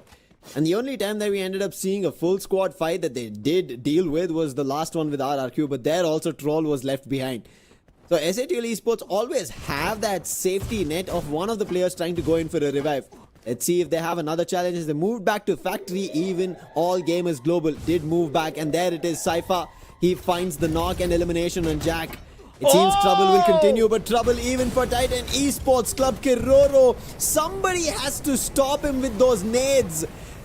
Entire team is being dismantled, taken bits and pieces, shrapnel damage, and it is once again Kutush's responsibility. But he has a lot going on in terms of money that he will be able to bring back the whole squad. That's so much and beyond that he could get the super revives and more. It's always nice to have a rich friend, you know? Yeah. go out for lunch, dinner. And he says, you don't worry about it, man. I got you. And that's exactly what he was for the squad. The triple revival, 4,006 in his pocket, no problems at all. AGAL looking to break the record for eliminations and overall points this time round. Demon's Pride will meet the real demons out here on the battlefield as AGAL wakes up to find those big numbers for themselves. But can they also get through TEC, who are right in front of them? A little bit of a recovery needs to be played here. The circle not on the side of TEC or AGAL. They need to scurry on through. SADUL in the compound as well here at Factory. Not looking good for SADUL. Cypher! And that's trouble. Bunny's already spotted inside the time turner. And Cypher, he's closed the distance, but slicing through with a scythe. Bunny only gets a knock. They'll not find much. That is not the fight that you want. But look at Rahat. He's so close by. AGL to this spot him. And yes, the glue wall comes up as well from Rahat. There's a safety feature, but it'll not help him out. Nameless will quickly pick him up. And that's another added on elimination. It seems like AGAL are going to break all records. But Dew, he gets found. And now as soon as somebody trying to take vengeance on Dew, AG Global decide to turn their direction. Let's see if or not Total Winners can work their way out of this one. DRS just not with a great big advantage here. Oh, great time turner from Sammy, but he doesn't have the HP. Riptide Rhythm from afar breaks down extra defenses in there, helping out the DRS players run through everybody on the side of Total Winners. And in that fight, Total Winners just could not find the total domination. TC now in the crosshairs of DRS, but they have to focus on the pickup first. Blade under pressure. Alu with the cord. It's not finding the tags as he was looking for one final bullet, and Stroex finds the follow-up in the M82B. DRS again waking up, and this is what we want to see from a team that has got little to no chance of qualifying, but not giving up on their run. Yep. Keep it going. Keep those hits coming in, and same goes for AG Global. They've found Bangla unity now. They've closed the distance. Ryan is already down. Beerus in big trouble. And AG Global want to close the distance. Confirmation on Ryan. Sian's been taken down by Dew. And that's more trouble. Last the survivors, Beerus and Hunter. They have no machines close by. If they are unable to fend this fight off, it's the rest that they will be put down on. Hunter is the last one standing.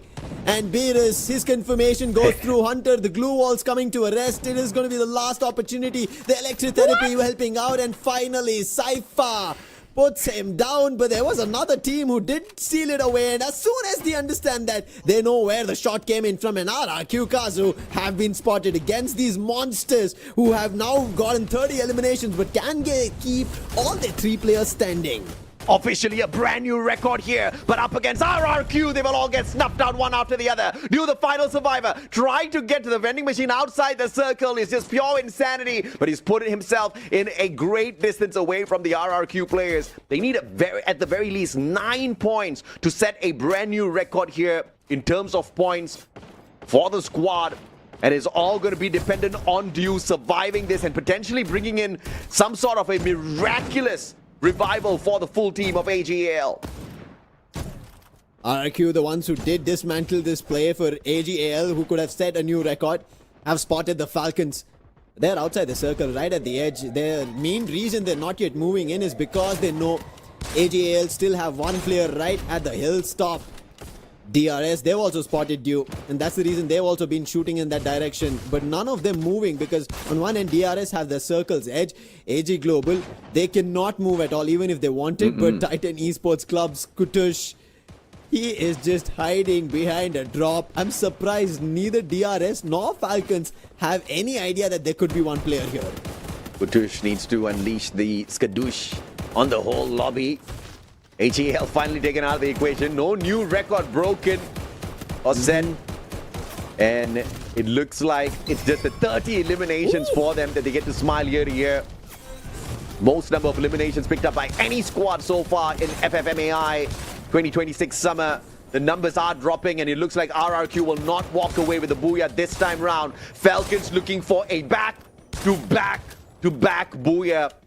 They have the numbers, and only one team can prevent them. The team who's right down at the bottom on the 18th spot, who's got a renewed life, a renewed energy in them as they make the approach towards Falcons. They got the advantage just because of the Falcons itself. They were the ones who broke the back of RRQ KAZU, and the last player just now got picked off. Down to the last three teams, and as you said, if somebody can take this away, the team who has got nothing to lose, the real soldiers, have the opportunity. Kutush finally being spotted. That's his chance of now either taking a fight to the opponents or trying to cause trouble. Titan Esports Club, he lays the biggest of walls and instantly boosts it up. And it's reinforced right now. Falcons in the meantime, they have no intention or attention for Kutush. Falcons closing the distance, moving up the tower. DRS on the other end. They're holding them off for the time being. Oh, this is just an opportunity for Kutush to get himself involved here. If he does, the possibility of DRS walking away with the booyah just increases multifold. He has got the level 2 M24 in his hands. Kutush can really interfere big time here. Has the mods to quickly reposition as well. Pina finding Alu with the AC-80. That first knock and instant elimination coming on through. Three players. Karoro, big nade. Takuri, no pickup just yet. Pratik runs straight into Racha. Time turner invested by Racha as he tries to turn around. And he catches Pratik outside the zone. And the zone's going to do a majority of damage here to the final player alive on the side of DRS. And there's just nothing more the Rail Soldiers can do. And a valiant effort from Kutush to play the game of survival to earn an extra placement point for the squad. But Falcons do the unthinkable. You want to break our record from the previous season? Man, we would love to see you try. 3 booyahs back to back they service up here today. Unbelievable, on track to again set a record. This is just insanity coming in from the side of Team Falcons. Unbelievable. Oh, yeah.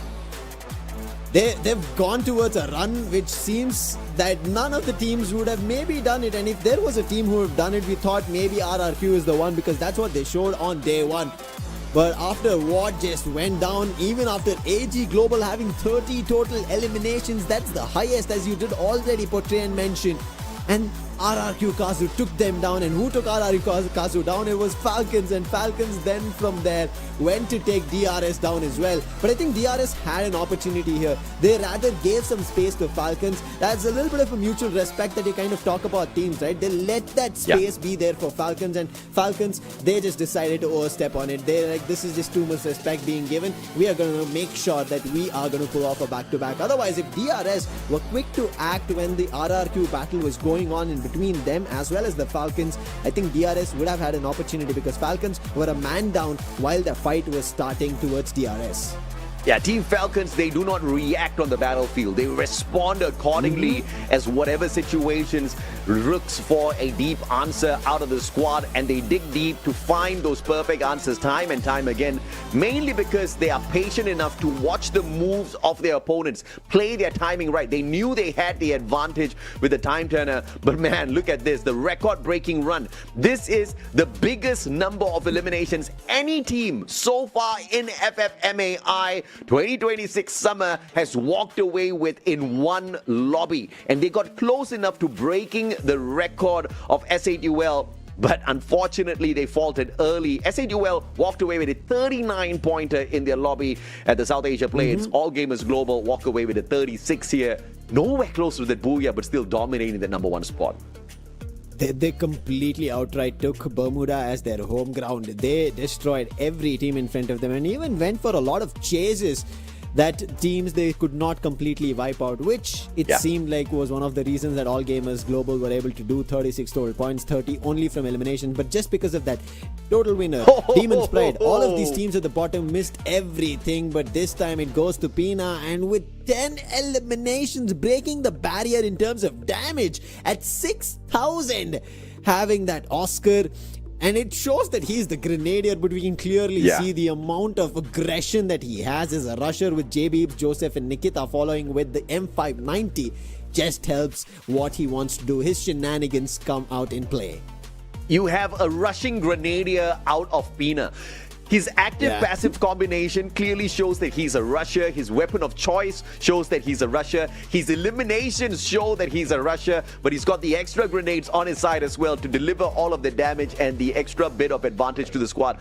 Nothing changes from the active list skills here from the side of Limit, X7, Kororo, Racha, and Pina. Still running the Moss A124 Chrono, Oscar, and this is their aggressive setup that has not been tweaked up in the past 3 games. Clearly, it's working like magic. Yeah, this is clear clockwork. This is just somebody set and the seconds is ticking. Nobody can change this clockwork any time. Now, the spring is wound deep enough that the Falcons are ready, looking forward to the title. Especially now going back again to the 25. While they've been the record setters, they've been the ones that everybody was eyeing. Back then when they were playing, everybody was eyeing that they had the trophies. 24-25 season was just Falcons everywhere globally. They were the ones being crowned, and now in that season they were supposed to be the winners, team favorites. They missed out, and now it seems like they're back to finally take and be called Asia's best. While Pina had 6,000 damage coming through, we also see Kororo, and Kororo has been consistent. We've been seeing this average of around 3,000, 3,900 from him in the first to the second to now the third, and all 3 games in brilliant fashion. 7 eliminations, 9 knockouts, 7 assists coming through. Limit X7 did not have much. I think the last 2 games also have been very similar for him. Not much in terms of fights or conversions, but he's been there helping the teammates out, and it's working. Yeah, it's a slow game from Limit this time around. Kororo stepping up. And obviously, they've got a double snipe situation going on here. So Limit is trying to play something very new out here, right? They have already changed the way they move out there on the battlefield, how they position themselves in a fight.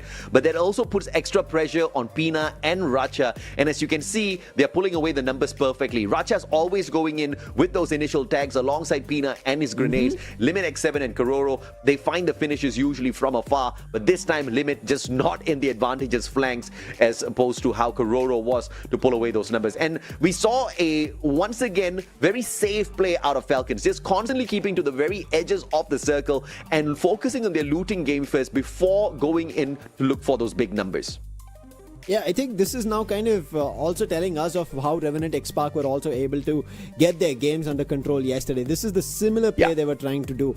And I think this is working out. Teams are understanding of how crucial the team boosters are and how consistent you could be in terms of getting your viability of getting a back-to-back. And if Falcons are doing this, it doesn't mean that it's only Falcons who can do it. It's just that they are deploying a strategy which is working for them and the others are not catching up on it. And DRS clearly here had an opportunity, just like how Total Winner had an opportunity.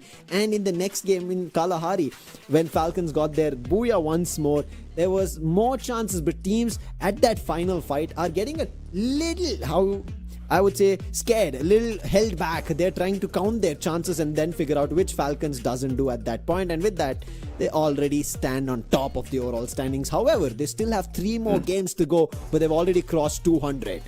Absolutely. Falcons are looking to break Falcons' record from last season. So that's the storyline we have right now. Magna joins Autobots down at the bottom. Currently, they're holding on to the 12th spot, but not for too long. And teams like Bangla Unity, Demon's Pride, Total Winner, these teams have an opportunity. One of them are going to make that break into the top 12 for sure. There is just no way in hell all of them fail at the same time. And if you look at where Extreme X Total Winners are in terms of points, they're not too far away from Bangla Unity, Demon's Pride. This is is a four-way fight. DRS is the only one a little bit too far away from making that qualifier into the top 12 this time round. We appreciate the fact that they've got the fight in them, but this just unfortunately is not the season for DRS Gaming. But it's a good wake-up call for Nepal, because DRS Gaming already have that ticket. They already have the ticket to the Esports World Cup, to Paris. So this is their wake-up call to step up their game before they fly to Paris.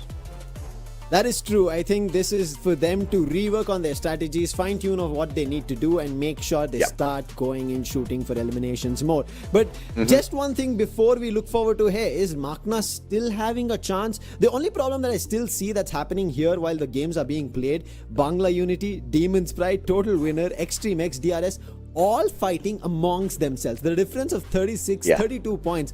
But these guys are just fighting amongst themselves, and if they miss out, that is one of the mind-blowing situations. While we think there is no chance, but if these 5 squads keep fighting amongst themselves, AJ, there might be an unbelievable situation opening up.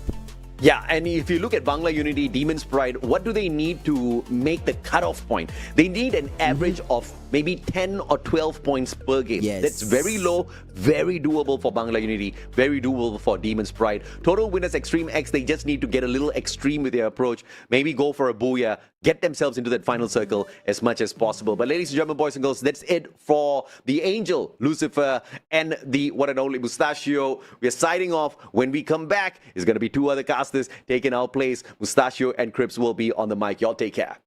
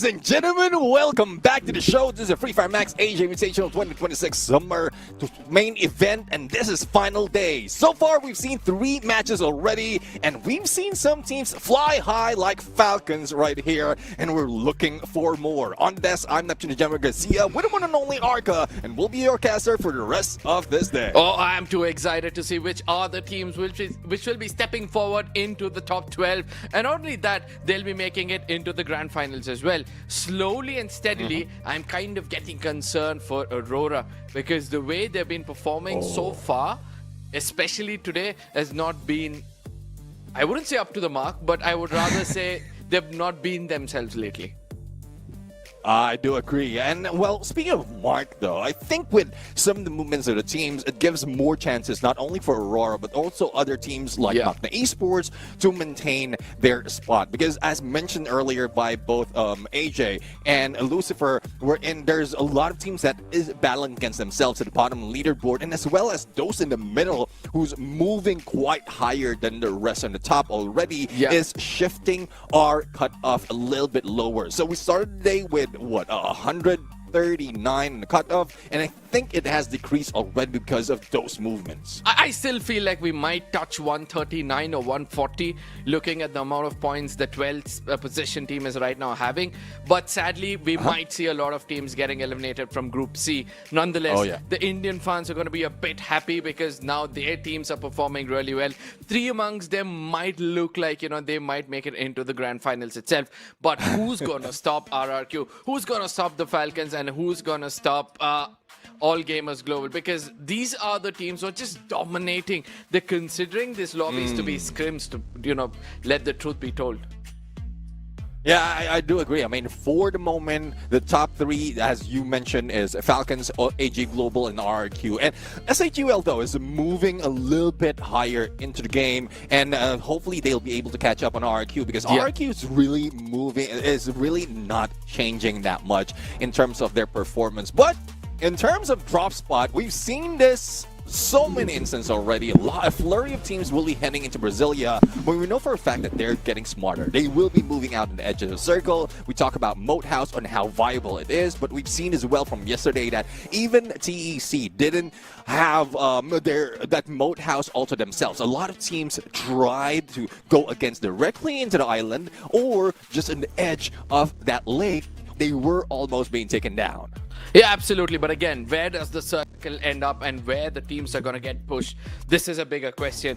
The one thing which we always forget to say is that preferred drop spots not only show us where the teams are intending to go to, but also are the strongest around that vicinity, and trying to survive so that the final circle falls in this position and they can convert those games into a booyah might be another tale altogether. But the big cluster at Brasilia, I am loving it, and I hope the teams don't deceive us this time, but rather they come in there to fight it out. Yeah, I mean, I'm really loving as well the situation we're in. We're starting, well, you and I are starting Purgatory right now, because again, for everyone who don't know, this is my favorite map. Not only because of how big it is, as well as how some of the teams are treating it as if there's always an early engagement, but also an opportunity where the flight path will be skewed. And whatever we're seeing right now on this preferred drop spot might be the actual drop spot, if that is the intention, if that is the mindset of the team. So I do agree. I'm really looking for chaos right now. That's chaos with a K. And the teams could really get in all those elimination in chasing that top 12 spot. I think as far as the storyline is concerned, I think it's the chaos with an F, because Falcons are nowhere to be stopped anytime soon. Look at them. They've already crossed the 200 pointers, and the previous record is held by them itself. They had 279 points in the previous FFMAI, and they're looking forward to, wipe that number and add a new one. But let's not forget that All Gamers Global are the teams who are trying to snatch that limelight towards them, because they know that they can do much better than what they're doing right now. Well, right now, let's see who our casters are predicting right now. So we already have locked in who will be the top 3 in this map right now. Game number 4. Team Falcons will be on both our predictions right now, but I do have total winners as well as Aurora Gaming. It's just because of how well they played it out. Last time we saw them in Purgatory, total winners is one of those who got the booyah and topped the board, but for Aurora Gaming, they managed to get it in elimination. So the average points that they have is higher compared to the others in this specific map. Yeah, absolutely. Now, I would like to lean towards the favorites of the lobby, AGAL as well as Falcon, but somewhere I feel that now Apex is going to wake up. The 3 games where they tried to test the waters, I think now it's going to come to an end, and they'll look forward to dominate the rest of the lobby because they're inching closer towards that 12th spot, and that is not one of those teams you would want to see, at the very bottom. So probably this is where they wake up, put enough points on the table, grab that golden ticket because they're one of the fan favorites to make it to the grand finals. Yeah, exactly. I mean, being put in there at the bottom of the leaderboard, being close to the 12 is a trigger warning to all the teams. And for those who don't wake up, definitely they will be taken down. They will be brought down, in the teams who want to do more, I think we have to yet and see. Yeah, absolutely. Now, again, I've been seeing which are the other teams who have got an opportunity who are at the very bottom of the table. We have still got 2-3 names out there. Bangla, Unity, Demon, Sprite, who are still thriving and fighting. I know that the cross line is somewhere far away, but still they can still fight for it. All they have to do is make it into the top 12. But ladies and gentlemen, it's time for you guys to predict who might walk away with the booyah in the upcoming map, because we are heading right into the map itself, the biggest map out there, and I believe that this time we might see the biggest number being taken. Oh yeah, we like to see that in the first half of this game. Biggest number in terms of elimination, a lot of engagement, a lot of fight, because neither heaven or hell will be saving those who will be left out in this game. And speaking of skewed flight path, it is a little bit skewed up to the north, and those aiming to go in the southern island of Purgatory might be in trouble. But as we see and look at how the teams are already dropping, Aurora Gaming has already dropped off early, not so much of contention other than Dream X, who's also heading into golf course. But you can see the split coming from RRQ KAZU, and most of the target for RRQ would be central, but it's a good thing that switched it over to Brasilia because there's a lot of target in that area. Yeah, absolutely. Teams have chosen to, abide by the rule of their drop locations, but let's not forget RRQ might get into trouble because the solo player responsible for survival is also being caught off guard by that of EXE. For now, I say to you, Jack is holding on to his nerves. He's not a person who misses much, but he needs to watch out for the legend on the other side. It's Kutush, who's been doing phenomenal so far in this tournament, who does the job with the sniper, who does the job with the grenade, and it seems like Kutush has read the mind of Jack. Or they're just reading minds, reading movements, but not really showing that much. It's a waiting game right now. It's not even a Mexican standoff at this point. It's just a standoff, and no one is moving an inch. They got information already on where the positions of the opponents are, but I don't think Jack will be giving that much. It's only Bunny who's hopping like a bunny right now. Hop, little bunny, hop, hop, hop. Not so much of a contention on the other side. I think the Jad has sights on him, but no movement has been done. But on the other side, we have Demon's Pride, who received already one knockdown, as well as elimination. But Maal, up close and personal, and this is a rare occasion that we see the sniper of RRQ uses that M590, and he's smashing it. Speak about switch of roles. I believe that all those teams who are able to adapt in different scenarios have a greater hand. And for now on our screens, it's got to be TW trying to push in against DRS, who are in immense pressure, and due to which they crumble down yet again. Another player gets taken on by Hunter, who's right now hunting everybody in and around this vicinity. He's got one in his name, but his teammates are also being clever. TC on the other side. Kutush is still holding that position. Bunny was hopping right, left, and center. He's got to be caught off guard, but Troll comes in from a different angle. No. He's got an opportunity, and is firing hard. Oh, definitely. I mean, there's little no chance for TEC from that moment. As you look, if you have seen on the minimap, like all sides covered by S8UL. It's not giving an opening for any escape. But let's see though, we still have a couple of players from TEC to go for a revive, and the same goes for Demon's Pride. And Madara goes in and brings back Jazzy as top 7-7 is moving outside circle into the edge in probably good position. And Fire Brigade right now still in edge of circle, but engaged in a great spot to gather a few more coins. Absolutely, the calm before the storm.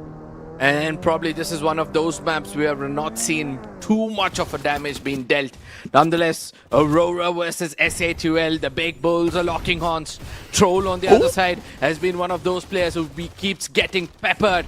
BU say goodbye from the lobby, and S8UL, since they had a healthy start, are now looking to have patience beside them as they crack through Aurora's armor.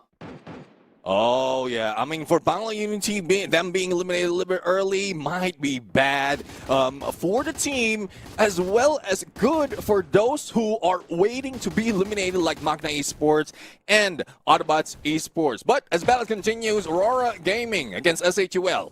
There's not so much of contention right here. Even the Troll has an angle. There's no takedown. And Suez managed to bring him down with a Woodpecker. And that stops Bonnie from rushing against the June. Now RGS in hand of June fires back. But good thing that they have the time turner. Also a couple of blue walls. But the Axel tries to go for a flank. And he gets shot by Bunny. And he gets advantage of that. They even have the lightning zone that might throw off the strategy of Aurora Gaming. Bunny, he'll have to pull off a phenomenal out here. Puts one player down, finds another one. Too close and personal. Both of them are close to one another. Puts another one down. And this time Prince comes in from the back lines just to give the right kind of support. The defenses are strong for that of S8UL. And they look forward to continue this domination. 168 points with 9 eliminations already in this game.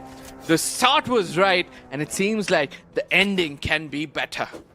Oh, yeah, I mean, it could have been better, but there's no other better storyline for S8UL right now. They're upward momentum at this point. Despite the lead by AG Global earlier because of massive elimination that they got, they're still on a good climb. Extreme X being tagged up with a Dinocular, and they know exactly, Team Falcons know exactly how many players to deal with, and they would be going for the flank. Shots on the other side. It might have been a little bit early for Flicker because that exposes his position, and he could have waited as Team Falcons get a little bit closer, but I think that's the only angle that he can work with.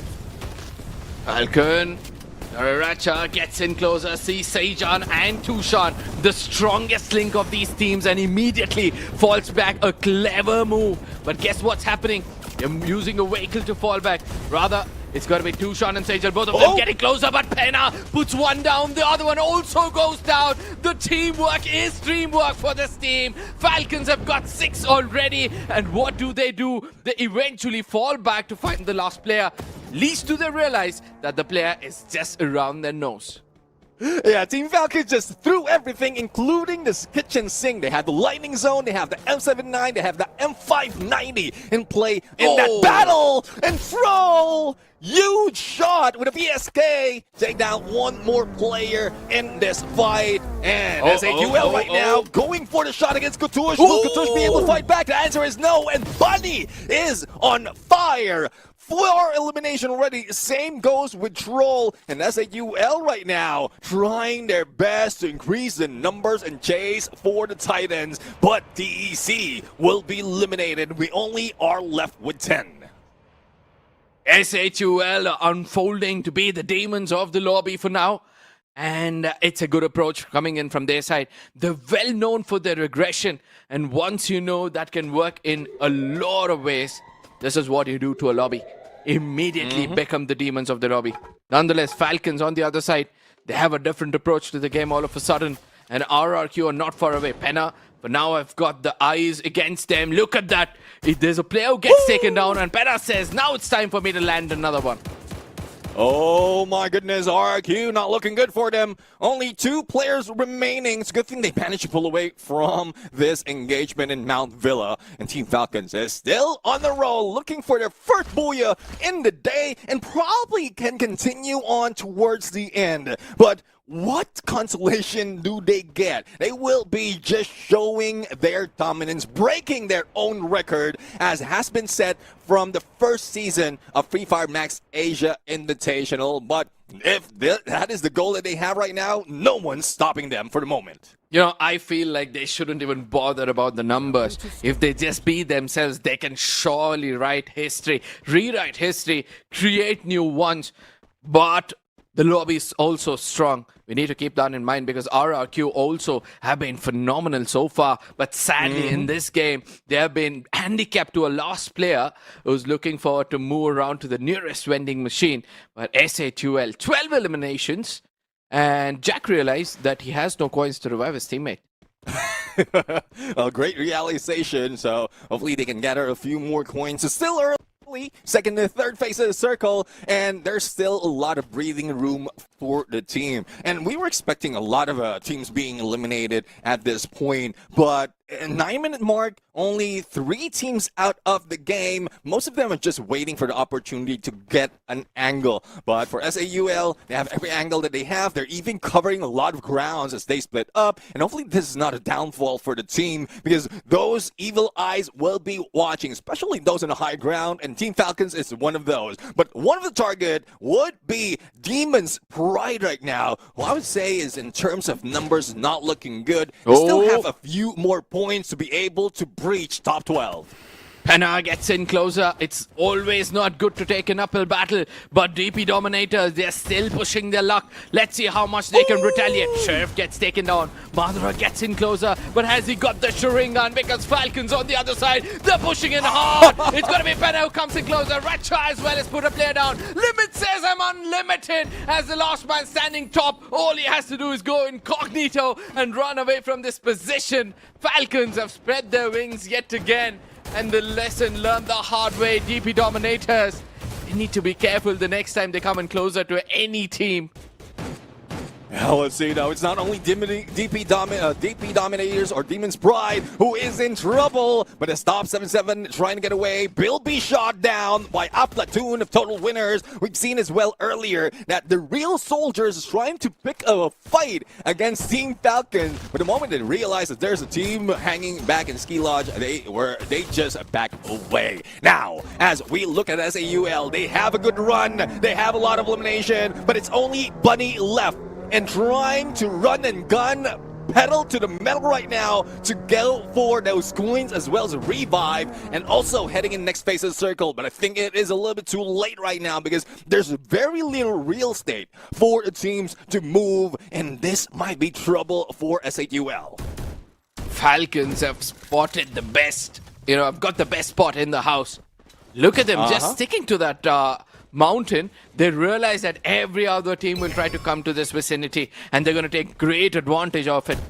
PRS for now have got 2 in their name. It's going to be total winners on the other side. They've got that quick revival, and all of a sudden Penna says, you know what, I can smell blood, and immediately comes down to see where he sees another set of players are. Penna got an opportunity. Hunter and Sami says, I see another player. Hunter immediately falls back to take another angle altogether, but Penna on the other side, he tries to take shots, but eventually gets hunted. This time around, we see that the rest of the team is a bit far away, and due to which Falcons will now have to get to the nearest vending machine to get a player back. Yeah, Fina bit a little bit more than he can chew right now, trying to dip into this fight of Total Winners and the real soldiers. But Total Winners did lose Sami in this battle, and they would be in the back foot right now if the RS managed to go for the push. But it's a good thing that they are all waiting for next phase of the circle. But what a great angle to take. M79, if this gets popped off, if this is released, and this might be the end for DRS, and let's see if they can make it. There goes the shot, but no one goes down. They manage to defend themselves with a glue wall. Then fight is not even over. They might be able to defend more and survive this fight, but not for Demon's Pride. Odd Even Pride, SHUL, every other team is falling down, but Total Winners are still pushing it as hard as possible. DRS, what a fortress they have made for themselves. They've been holding on to the position. AURORA get eliminated, and all of a sudden Total Winners realize that now it's time for us to step out of this spot because we need to keep eye on who's approaching this vicinity. DRS on the other side are still hugging this circle to the epicenter, making sure they do not come out anytime soon. Let's not forget that the Falcons are still breathing, and they're doing the right thing if you ask me, because they're concentrating completely on RRQ. Well, let's see, the RRQ that managed to go for a revive and pulls away far from this next circle. Total Winners, though, after the aggression against the real soldiers, is now trapped, nowhere to go, and AG Global might be able to take them down. But Takuri does have a grenade launcher on him, but no angle take against AG Global, and they are trying to defend themselves with the glue walls, but that might be their downfall as well, as the zone closes in, or AG Global closes in against them. AG Globals fall back. They realize this is not the spot for them to hold, because they know there's more than one team inside. What they do now is try to take down the team which is holding the peripheries of this fight. That's Total Winners. Dew has got that AWMY and he's done enough damage so far. He opens the doors and his teammates are trying to rush in. Whereas on the other side, it's TW holding that position, but Maul says no. The rest of his team also barges in. RRQ, they just stomple over TM. And at TW, and I don't think so they're going to survive for the longest time possible, because Hunter, the last man standing, will have to hug this wall and make sure he doesn't show himself.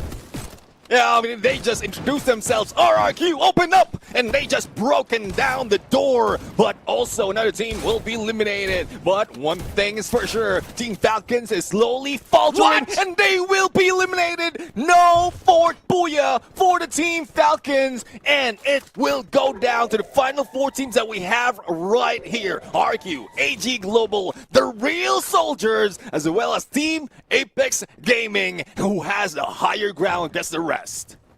Apex Gaming, I saw this coming. This is one of those teams who always push themselves into a pressured situation and try to see what best they can do. Saljat with that grenade launcher couldn't do much. He's getting closer as Shoto sees the teammates. But they need to be careful, because RRQ can also step into this fight. Look at the amount of grenades being tossed in against AGAL. Put Dew down, and the strongest link is gone. Burrows also gets taken down and tagged. Now they chase AGAL. They make sure they strike fear in their heart. And what's important for them to do right now is hold the top spot and hold the center of the circle itself. Not so much can be done for a couple of players from AG Global, but Apex Gaming, not so much of elimination from them, but good position to take point against RRQ. Glue wall's being taken down, but they managed to jump in. Here comes the flank. Will Shoto be able to make that shot? And 590 up close and personal, but it's Sahil Jad with combination of F79 and RGS. They are just wrecking RRQ right now, and in introducing themselves, only one remain, and Apex Gaming will be the Apex Predator in this lobby. DRS, they've got the last door to knock out. It's AGAL. One player gets taken down, Nameless still fighting it out, but eventually we'll have to find the demise. On the other side, we still that RRQ are interested, but TIG says, you know what, it's time for us to end the deed. They're getting closer. DRS stuck behind that door. Now he's got to be pushed in by the side of Tag. 80 God, the IGL says, I'm going to give you that opening. Hold that spot, and they might be able to walk away with the booyah. Oh, let's see. Any team or any of the two teams like DRS and Team Apex Gaming might be able to walk away with the booyah. And not so much of contention for the players of RRQ unless they beat each other down. And here comes the knock. DRS right now, again, they're barricading themselves. A similar approach from what happened earlier. And Wolven managed to take a shot just in the slit on that glue wall and goes for that annihilation. So it's a 4v3 situation. And it's not looking good for the Real Soldiers, and this is slowly turning into a real problem as Shoto takes a shot with a woodpecker and only two remains, but they manage to pull away. Oh, this is where things can be interesting. Tag will be coming in with a little bit of cover, but they're going to be very low on HP. Look at what Sailjar does. He gaps all the attention where the rest of the teammates can make it inside. Alu versus Dia. These two will decide who will stand in front of Tag. And let me remind you this, ladies and gentlemen, there's no way stopping this team once they decide to walk away with the booyah. It's TAG who have got this team, Apex Gaming. Yeah, one booyah for Team Apex Gaming, and that would move them up on the leaderboards a little bit further from the 12th spot. So this is their second booyah of phase number 2 or of the main event. I'm really loving the situation right now by this team. But again, there's just so many challenges around this area where we see the last battle, the final battle for the teams, and I was expecting a few more from most of them, but it's because of the close compound as well, zone closing in, they were just stuck, no way out, and Team Apex Gaming was just capitalizing on that. Wolverine's contribution to this fight was phenomenal. He gave that opening and immediately they realized that DRS needs to get back from this location. Sailjar, the way he was able to grab the attention of Takuri and making sure that the whole team survived was also phenomenal. DRS, they had everything under their control, but the divided attention is something which they're going to learn the hard way. Nonetheless, Team Apex Gaming finally smiles on their face, smiles on the fans' face as well, because now they inch in closer towards the top 8. And with that, I believe they move up the ranks. They move up several spots already. And this is good for Team Apex Gaming. They were in risk of being relegated when it started the day, but now they've managed to get a few more points. Plus this booyah, it's an equalize on the placement as well as on elimination. But looking at the rest of the teams, no one, not a lot of teams managed to get more than them. It's only RRQ KAZU who got more elimination, which is 14. But since they didn't survive longer, they were put down on second place. But who's consistent enough? It's AG Global. Again, they're not chasing for the booyah just yet, but the consistency on elimination is still at par, and the same goes for Team Falcons. Team Falcons have been stopped for the first time, and guess who did it? It's Team Apex Gaming. At one point of time where we thought that the Falcons have got the control of the whole area, especially the mountain, and suddenly we see a different tale altogether. But for now, the things are pretty obvious. I think it's MEC who are very, very close to that 13th spot, because Demon Sprite, they need around 28 points just to make sure they enter into the top 12. So that's the only team I see out there who have got that opportunity. Bangla, total winners, as well as DRS will have to do a lot more than normal just to make sure they make it into the top 12. Yeah, I mean, one good thing for the teams of Demon's Pride is even if they only make a few points for each round, they might be able to breach that top 12. But if 15 points in each game early, 15 points, bro. If 15 points within each game, it might be a long shot because they haven't put in that much in this fight. But let's talk about them later on. Let's congratulate our booyah takers as well as our MVP Shoto with 4 elimination, almost 3,000 in damage and 7 assists. Normal enough. I'm really loving a situation that they're using that Valiant Dash or that Dreki to spot unhealing opponents and then use that Valiant Dash to break down the glue walls, and that's when they start beating them down. This combination has been seen with a lot of South Asia players, and this might be a meta that can be carried over all over a region. Yeah, absolutely. Now again, pounce on the weakling. It's as simple as that. Nonetheless, we see that Wolvin on the other side with Sailjar. Both of them have done a decent job so far. Sailjar, obviously, that's one of the reasons why he had that grenade launcher. Anybody tries to approach with an active skill, he can negate it with the A124. Wolvin on the other side, the enhanced hammer gives him extra confidence to push in when required. Kedigor on the other side, it's the normal sniper who gives that opening. Well, see, so far it's quite different from what we often see, but it does work for them. It's not like just a couple of glue wall breakers, but you can see in the frontliners as well, the intention would be to be strong enough on that final circle. And look at that. Sahil Jad as well as Shoto leading a fray right now. Wolvin adding more points, but it's just unfortunate that we didn't see that much on KD God. It's probably because of the angle that they're taking. Again, the final circle, the final situation for teams is an enclosed space. They don't have that much an opening for snipers to work with. Thus, he didn't get that much elimination. More of the assists as well as on the damage. So I'm good with this, and I'm really looking forward to more coming from Team Apex Gaming. And we're seeing a few of similar approaches from those who's leading a fray right now. From earlier, there's only Southeast Asia, but now things like South Asia will be able to dominate this game. Let's take a look at the circle analysis like now, as some of the teams has spread out quite fairly in this fight, and it's just unfortunate that not everyone was able to make it into the Western Island as expected. In the moment that they got stuck in that Mount Villa area, or between Quarry and Mount Villa, they were able to just get a lot of elimination, get a few covers as well, but those on the outside didn't even get that opportunity. Even Team Falcons, who tried their best to distance themselves, was hunted by Team Apex Gaming. So really looking forward to what more can happen in this fight. But I would say, Arga, this is a one-off situation. It's not so many instances that we have this kind of circle, which is far away from the center, and again, it's just a purgatory, the trouble of purgatory that is being brought in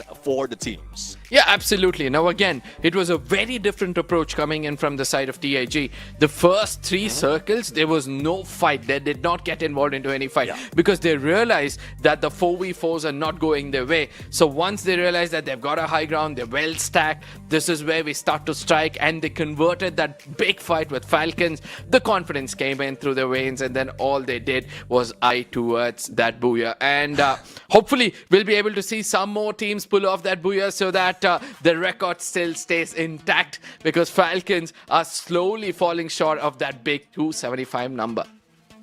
Yeah, I mean, 275, that's a lot already, but they still have 2 matches to go. And looking at the average of what they brought in early parts of this day, they managed to get, 30 plus points, not only 2, 3 matches. Yeah. So that's 37, 31, and 33 out of the first 3 games that they have, and they're still bringing in all those. Not so high, though, because some of the teams are just being hungrier. Even those at the bottom of the leaderboard is bringing up the numbers, but I think this might be a saving grace. As I mentioned earlier, if those at the bottom of the leaderboard, like Demon's Pride, Bangla Unity, even Total Winners, Extreme X, and DRS Gaming will be fighting amongst themselves, starting the fight, starting the elimination against themselves. That gives more opportunity to, I would say, Magna Esports Club, probably Autobots Esports, if in case it drags down further on to 2 games. But Magna Esports is the one with the better situation of getting in the top 12 if that continues to happen. Now, I somewhere feel that Demon's Pride have still got it in them.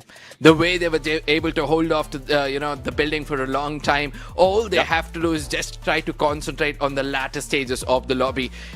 Get an early 3 to 4 eliminations, and then after that hold on to your horses until you find the right time to strike to get another 10 to 12 points. So that's more than enough for you to replicate in the upcoming games. You just got 2 in your hands, my friend, so you need to make sure that you make the best out of it. Nonetheless, the rest of the teams have already got that golden ticket, and all of them will now try to experiment and see what they can do better so that the team comes well prepared for the grand finals tomorrow. Yeah, I do agree. I mean, hopefully this is a time where Demon's Pride will be able to move up, because again, the goal for them for the remaining 2 games is 28. And so far for 4 games, they managed to pull off 22. So far cry from the average. But let's see though, on the predictions, maybe this is something that would throw us away from the problem, but into the solution for most of the teams. Let's see who we have for the top 3 right now. And I'm pretty sure we'll have most of the familiar names, especially in this next map, because we have set the numbers already with this cycle of groupings. Before predictions, we're going to the drop spots right now, and I'm loving the spread. Other than Intellect Center, I think there will be more survivability in this next era map. Now, this is where I would like to, make things much more harder. I want the circle to go completely towards the turbine, where no team is present, so that they'll have to fight their way to that spot. There've been situations where we have seen teams not actually abiding by the drop spots. Nonetheless, we have seen that a few of them do tend to, sometimes stick to it. In the previous game, we saw most of them go to the very center of the map. We got into the kerfuffle, got into a bit of a fight. But for now, mud site is where I feel that the skirmish cannot take place. Well, let's see though. I mean, there's a lot of analysis that can be done on where things or battle will happen or not happen, but the teams probably has done those study as well, those homework as well, on where they can put themselves first, especially for those who are always in trouble in next era, put themselves in that position, loot up, get all those coins, and then head into each phase's circle. Similar to what we've seen in Team Falcons. Again, just pulling away from everyone else, getting either the northern part or the southern part of each map, and make sure that they survive midway into the game. But now, this is where we see our predictions right now. Again, there's a lot of hopes for the top 3 teams, and we both have RQ. I have, on the other hand, AG Global and TEC, and you have AURORA and SHUL. I mean, I saw TAG performing well. I know that AURORA has also got the similar kind of an approach to the upcoming games. So probably they might try to, also push their luck and see how much they can survive in the initial stage and later get into fights to get a booyah for themselves. SHUL, obviously, because they've been the aggressors of the lobby. They're going to continue to be the aggressors of the lobby because it's been a habit to this lineup from their previously named, first they started off Fire Eyes, then they came into, I wouldn't want to go into the depths of it, but aggression has been the key for this team. Yeah, I agree. I mean, there's just a lot of, especially being Quad, there's a lot of changes that happen, a lot of motivation that happen when you take a new name. And this is where they prove themselves to the brand. And this is where we might see things change, because looking at the numbers, again, looking at the past historicals of the team, averages-wise, there's like average is just even for the rest of the squad. But this is where things change. There's a lot of motivation, there's a lot of pressure as well, and there's also those who we need to focus on the bottom of the leaderboard. Again, Magna Esports Club and Autobots in risk of relegation. Who's chasing them would be Demon's Pride, Bangla Unity total winners, as well as Extreme X, and let's include DRS Gaming because we have seen them do quite well. But will they be able to do enough in this fight? Again, 2 more matches, and we started off in Nextera. And who's going to bring the terror in this game? It's time for you guys to predict which among these teams will actually bring in the terror, because the flight path, it seems like it's going to respect every other team out there, from Intellect Center towards Grave Labs, a bit skewed towards the western side, but I don't think so it's going to matter much for the teams out there. Intellect Center was supposed to be crowded a bit, and it seems like we can expect some action out there. DRS, EXE, TAG, total winners, all of these teams looking for an early skirmish. I mean, it's not looking good for DRS right now. Again, bottom, they are motivated because this is the final day, final 2 matches. But if they really want to get more, then they should distance themselves for the rest of the squad. But Team Apex Gaming right now has distanced themselves against the rest of the squad in Intellect Center, but they still have a clear view of some of those. But we're also looking at elimination. Nejad gets the first elimination against Demon's Pride, but they're just fighting back. So there's no team that will be eliminated just yet. We're seeing the revive already, and this is a good run for Nextara to bring those total elimination for everyone, and that we often see when we jump into this map. Apex Gaming, I like this approach from their side. Now they're pouncing upon the weaklings. These are the few teams who have not done so well in this lobby. For the very reason they're like, you know what? The confidence is sorted now. Let's try to take some fights. As they get in closer, they can hear some shots being taken. And they need to be cautious. EXE versus TW on one side. And DRS slowly creeping in. The slithering snakes this time could be either of these two. Well, let's see now. I mean, those waiting is TAG, well, Soldiers or DRS, but there goes the takedown. Rustito as well as Zami, and they are just eating up all those knockdowns already, not even firing the bullet. And here comes Shoto bringing down Strox. The same goes on Pratik, and there's no praying, and that's praying. It's just TAG praying like predators in this lobby.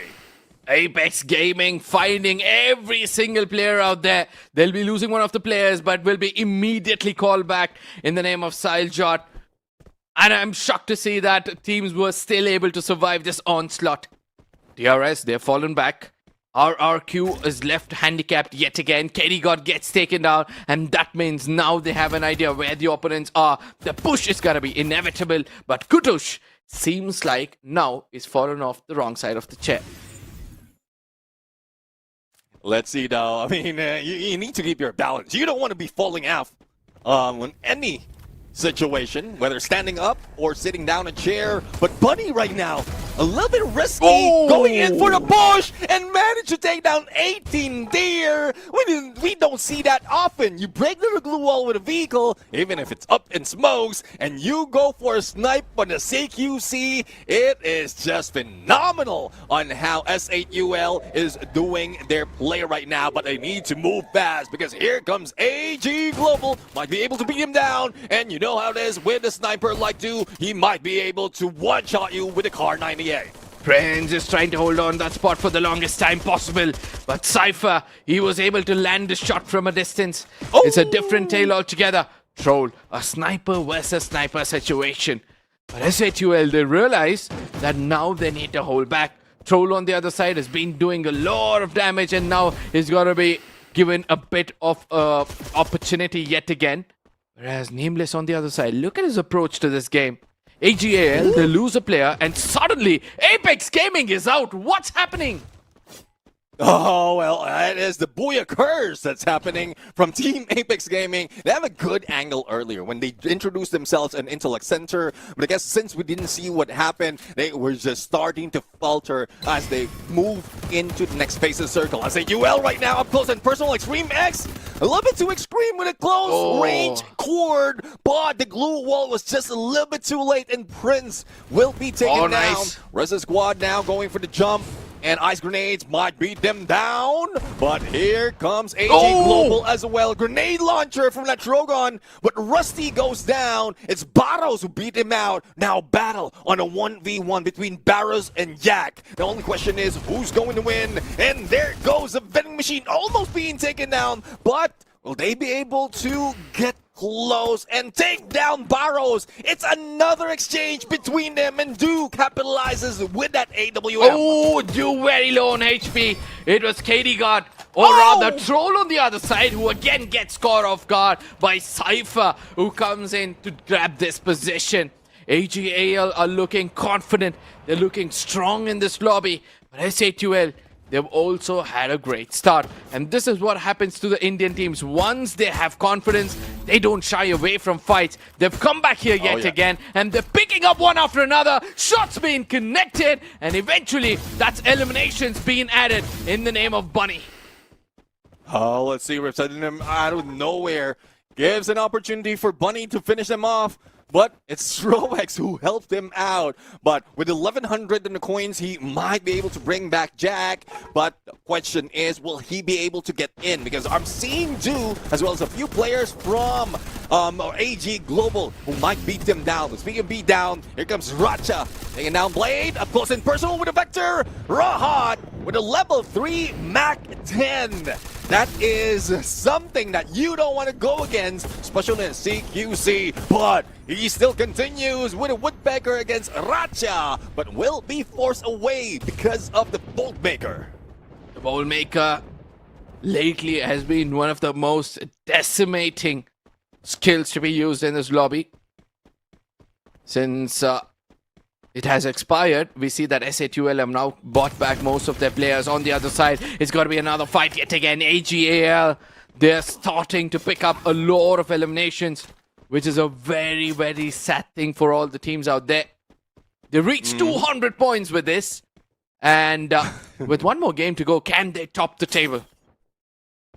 Oh, I don't know. Speaking of top of the table, the team who is trying to beat their own record is in trouble. Tables being flipped against them, only one player remaining for Team Falcons, and I don't think they will be able to do it, or will they be able to do it in this round? But as we look into the rest of the squad right now, this is a little bit of standstill for everyone. No engagement, zones closing in 10 seconds, and this is where the trouble begins. If you don't have a real estate to go with onto the next few phases, then that is where you might be going down. But TC, let's see if they'll be able to spot out anyone. I think they're trying to gauge this position, guarding that vending machine within Martyr Ruins, and probably Team Falcons is eyeing this as well because this is their normal drop spot. But if this is where they were eliminated, then I think Team Falcons will need to stay away from this because there's a lot of eyes that might be on them from that battle. Yeah, absolutely. Whereas on the other side, we also have to speak about the devil of the house. It's gonna be Demon's Pride, who need to put points on the table. They've got 5 so far. They need 10 more in this game. Anything more than that is just numbers which can get them closer to the 12th spot. Aurora, another team I was hoping to see perform well, slowly inching in closer to get better. Yeah, I mean, they are currently on the 10th spot before the game started. And now, with the 8 elimination they have, they moved up already. But will they be able to continue? Because it has not been a good day for Aurora Gaming. They're slowly losing Aura right now. And as they go for the chase against Prince, hopefully this is not a bait and switch. But Gujun already have a target on him, and there goes the takedown. 1 elimination is good enough for them. You can see how aggressive Aurora is, but they're not careless. They have backup in every turn. Yeah, a 2-man squad, or a 2v2 split is what we call it. They've been doing really well so far, and now they come on our screens. It's Demon's Pride who need to survive, and that's what they're trying to do. Try to come in late into the circle, make sure they clear their backlines, have enough coins. In case things go down south, they have a vehicle to immediately get away from a position to the nearest vending machine. Whereas Hunter on the other side, he sticks close to the water so that he doesn't get detected. Yeah, I mean, there's a lot of vehicle gameplay right now. Hunter is just chilling like a villain. They see me rolling. I'm wetting because I'm driving in the water. Bro, I mean, I'm just seeing a lot of awesome stuff right now. Weird, but awesome. That means that your team can survive. And BU is one of the team who really needs survivability if they want to climb up on the top 12. Let's see. We spoke about Demon's Pride. It seems like they're in trouble. It's got to be Aurora who's trying to put them down. A lot of shots being taken, but not many got registered. I would rather say 1 or 2, due to which they're going to be rewarded. And now what they try to do is just jump into the faces of the opponents. DP need to prepare quickly, but SATUL coming from the backlines, and that means Aurora are going to get busy yet again. Oh, let's see though. I mean, they do have a good angle. June right now with a shield gun, not a weapon that you could use late into the game, but if it's working, it's working. Now, Suez M590, the dance is on, trying to break down the glue walls of SHUL, but is this enough? There goes a takedown against Jack, and he didn't even see it coming, but they know that AURORA is knocking, but here comes the zone as well, and this might be it for final player of SHUL. But team that got eliminated a little bit early, who's chasing on their own record, is Team Falcons, and we are down to 9. AURORA, look at them being aggressive. Look at them try to take down SHUL. Troll doesn't realize will be landing a shot between the skull and then slammed down. What a shot coming in from AURORA. SHUL get eliminated, and that means only 2 teams survive from the top 8, and the bottom 8 are now trying to survive for the longest time possible. DRS gets eliminated. It's AGAL who put them out. Now, you are seeing how well those on the bottom of the leaderboard is trying to go for survivability. Yep. They might not be able to bring in the numbers, but I do agree with your mindset earlier with Demon's Pride. Like, if they can get 15, any other than that is just consolation. It's just bonus for them because they don't have to put up that much onto the next game. But this is just what happens when they are pushed into a corner, into a wall. They just go for survivability. And, well, we don't call them survivors for nothing. This is the name of the game of Battle Royale, especially Free Fire. Touché, my friend. Couldn't have said that better.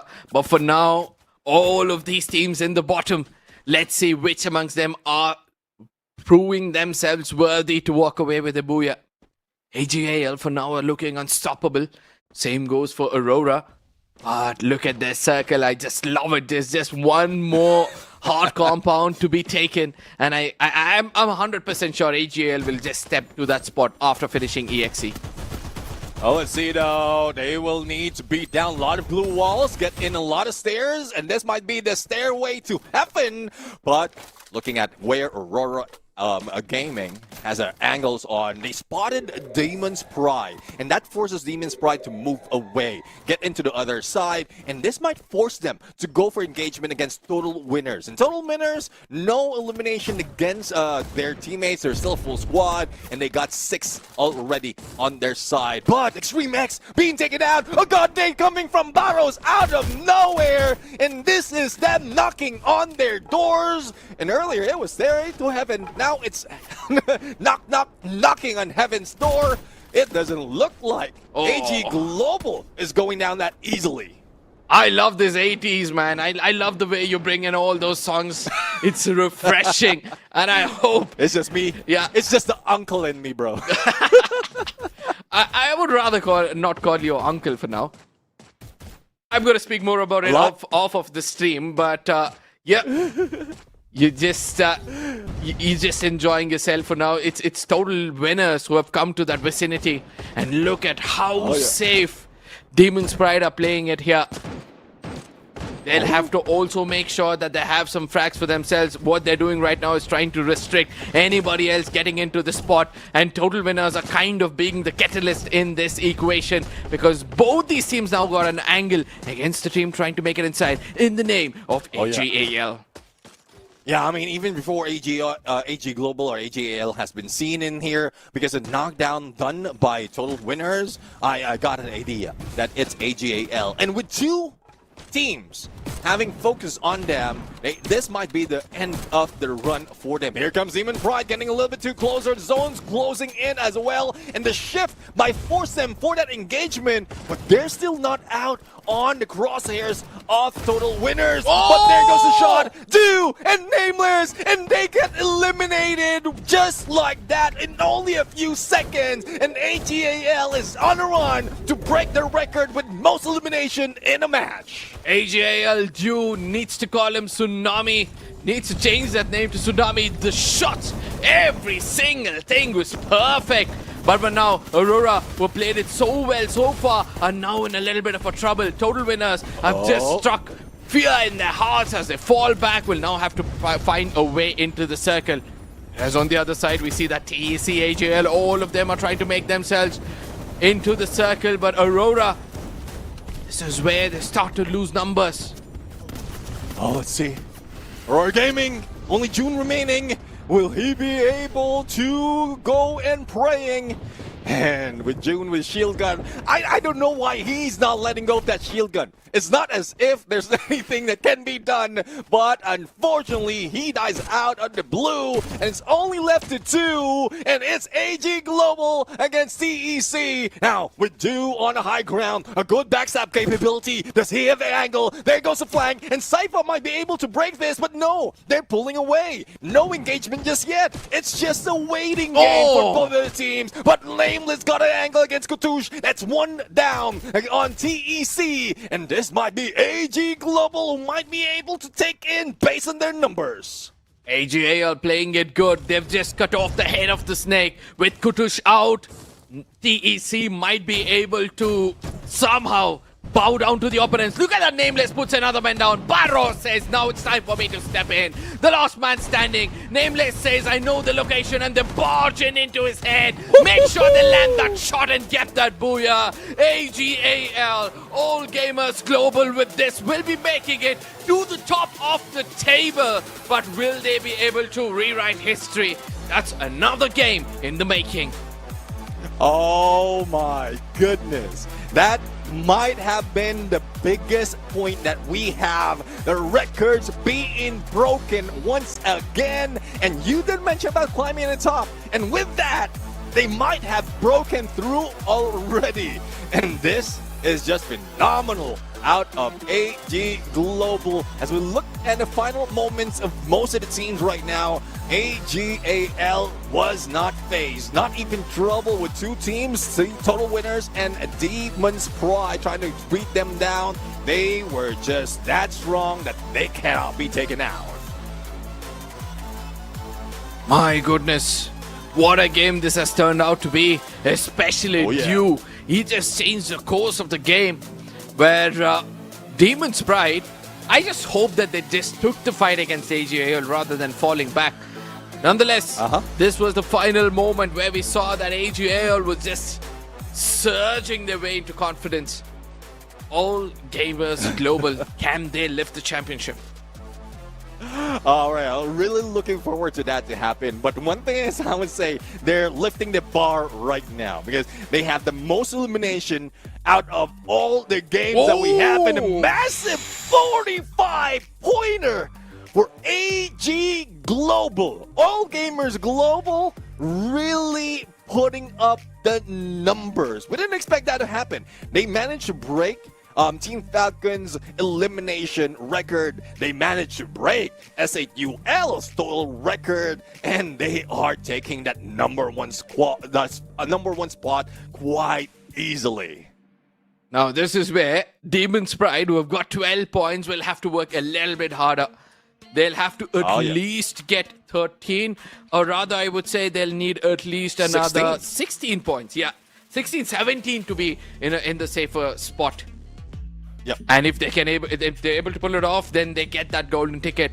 For the rest of the teams at the very bottom, it's time for you guys to get aggressive. And there is the points table, ladies and gentlemen, trying to crunch the numbers. 102 points for Demon's Pride, and they'll need 16 more to outshine Magna Esports Club to get into 119 points.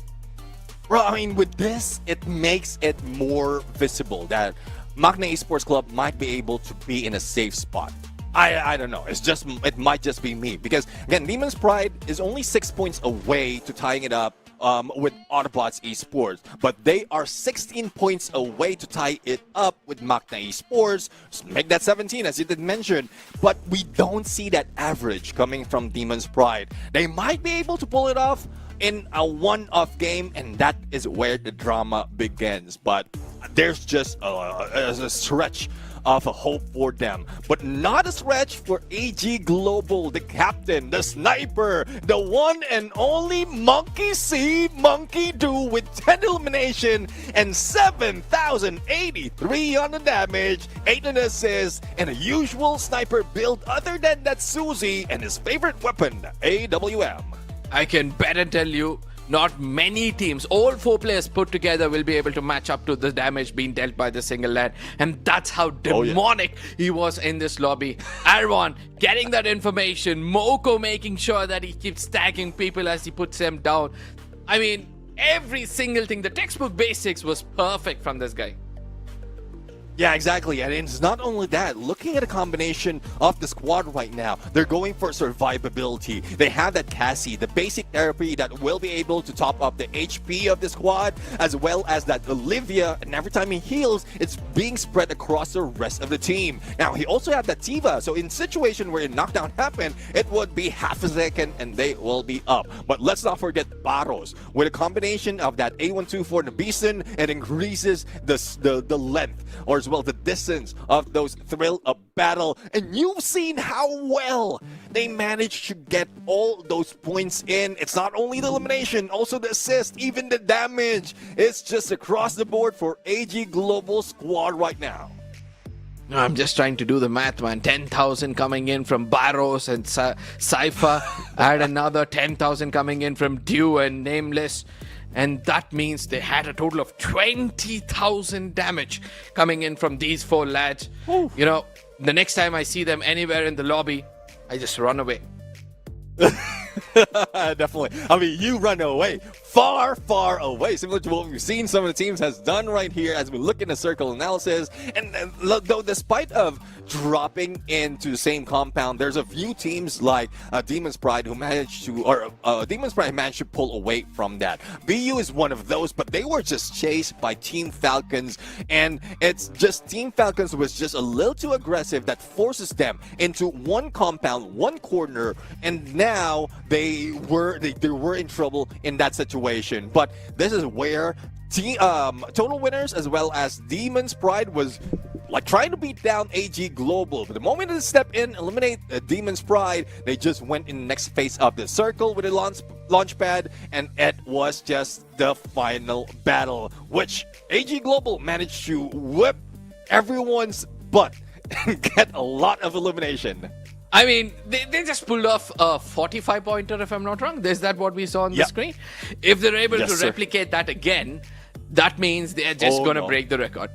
Probably they'll set the new record. And if they can do it, I feel like Falcons can do it. If Falcons can do it, I think KAZU can also do it. So let's see which among these teams can actually, pull this off.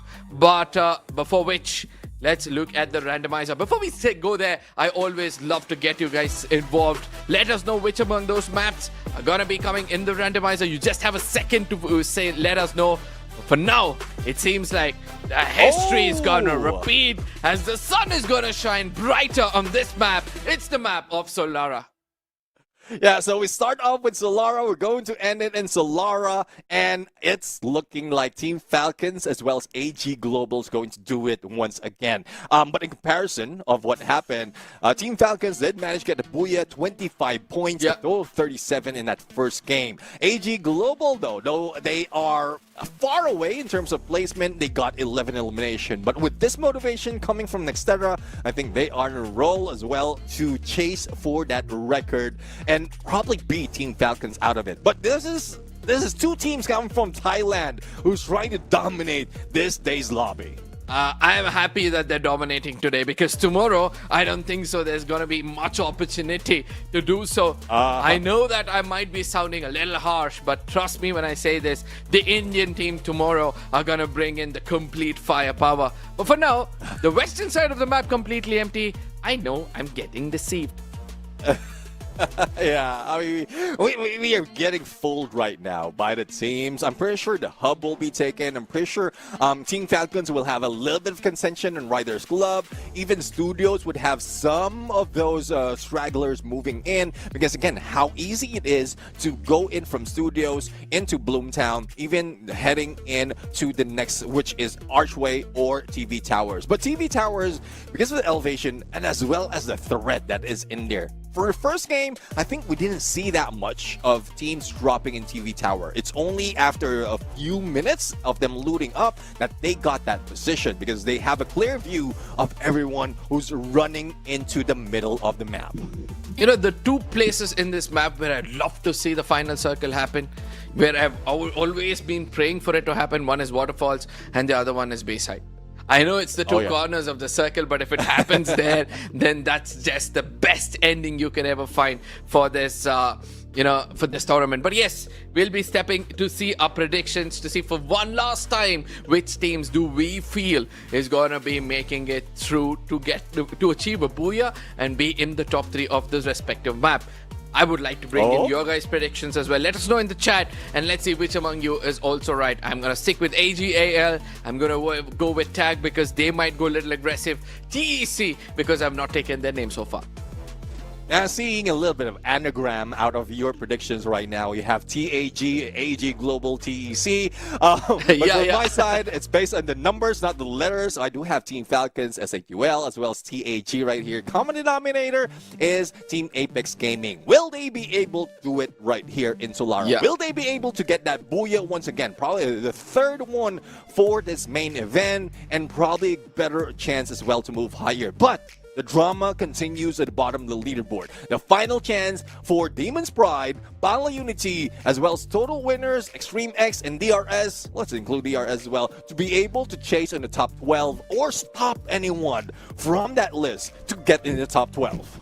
Yeah, I mean, I still feel like, we have got the best of the teams out there. Each of them have fought hard. Yes, if I was to choose one of those teams from the very bottom of the table, I would like to bring in Autobots because they were not themselves throughout the tournament for some reason. I would have wanted them to perform better, but Makna Esports is going to be one of those teams which is just going to keep their fingers crossed and pray that somebody put down Demon's Pride at the get-go itself. Yeah, I mean, Demon's Pride, there's a lot of hope when we were talking about them 2 matches ago. But as the game is already reduced to 1 game, and their averages is not really looking that good. It was better in the previous game, 12 points. It's decent enough numbers, but they need a lot more to be able to move up the ranks. They will need 16 points. But one thing is for sure, Makna Esports Autobots cannot do anything about it. All they have to do is pray that Demon's Pride gets eliminated. The same goes for BANGLA Unity because the difference is only 2 points between them, as well as another 2 or 3 points for Total Winners. And Total Winners, one of those that we saw potential. Yeah. But right now, I think those potential is just going down the drain. Yeah, I still feel like, either of these 3 teams can actually do something miraculous. All they have to do is walk behind All Gamers Global, because they're going to be decimating the lobby. All you have to do is just follow their footsteps, grab that booyah by putting them down, and probably that's going to be more than enough for you to make sure that you cross the line. Nonetheless, this game is just going to brew out to be one of the best lobbies for the rest of the teams out there to test out what they have to bring in, what mistakes they do, because I strongly feel this is just the best game before the finale. Well, we're ready. Let's find out who's going to get all those points. Who's going to get into the top 12? Will Makna Esports Club be kicked out? Or would someone else break the record? A lot of storylines for the teams right here. A lot of storylines for Free Fire Max Asia Invitational. And this is our final match for the main event as we look in the flight path from Windmill heading down south to Studios. It gives them a lot of opening for the teams to start that battle. Nobody's heading for an early clash. Now, this is something I was not expecting. AJL on the other side at Casa Vista will be kind of intrigued to get towards TV Tower as quickly as possible, but guess what? Falcons, they choose to go in and take a fight. They put on EXE Tucson, and now they've got to deal with the rest of them. Flicker on the other side is trading in very well. He puts another player down, but Limit says no. And this is where EXE will have to fall back from this fight. And Falcons, 2 early eliminations and a good start for them. Yeah, I mean, it's not looking good. It seems like Extreme X is not doing their homework if they're trying to pull away from early elimination. Or they just know that Team Falcons will be in here. It's such a good record if they can eliminate them early into the game, but it's not that close. John will be spotted, and there goes the shot. Ratia right now, not even switching weapons as yet, sticking in with a mini Uzi in a position of how they force them to go into the open. And that is a strength of Team Falcons right now. But we are also seeing a revive happening to their side. But on the other side of the map, in studios, it's CEC going against Bangla Unity. And Bangla Unity is not going down that easy as Blade has been knocked down. Necessity is the mother of invention, and Bangla will have to come up with something new. Because they need to put down TEC just in case they will have to look forward for qualification. Bureau says, nope, I'm too thin for this. He falls back. Whereas Hunter on the other side, he's like, I might be able to pull off a player or two. And he's pushing to make sure he picks up a fight. But Rahat says, no, I know where you are. Shots being taken, a lot of damage being dealt. And Rahat comes in from the other side. Hunter is going to buy some time to heal himself. But has he got enough?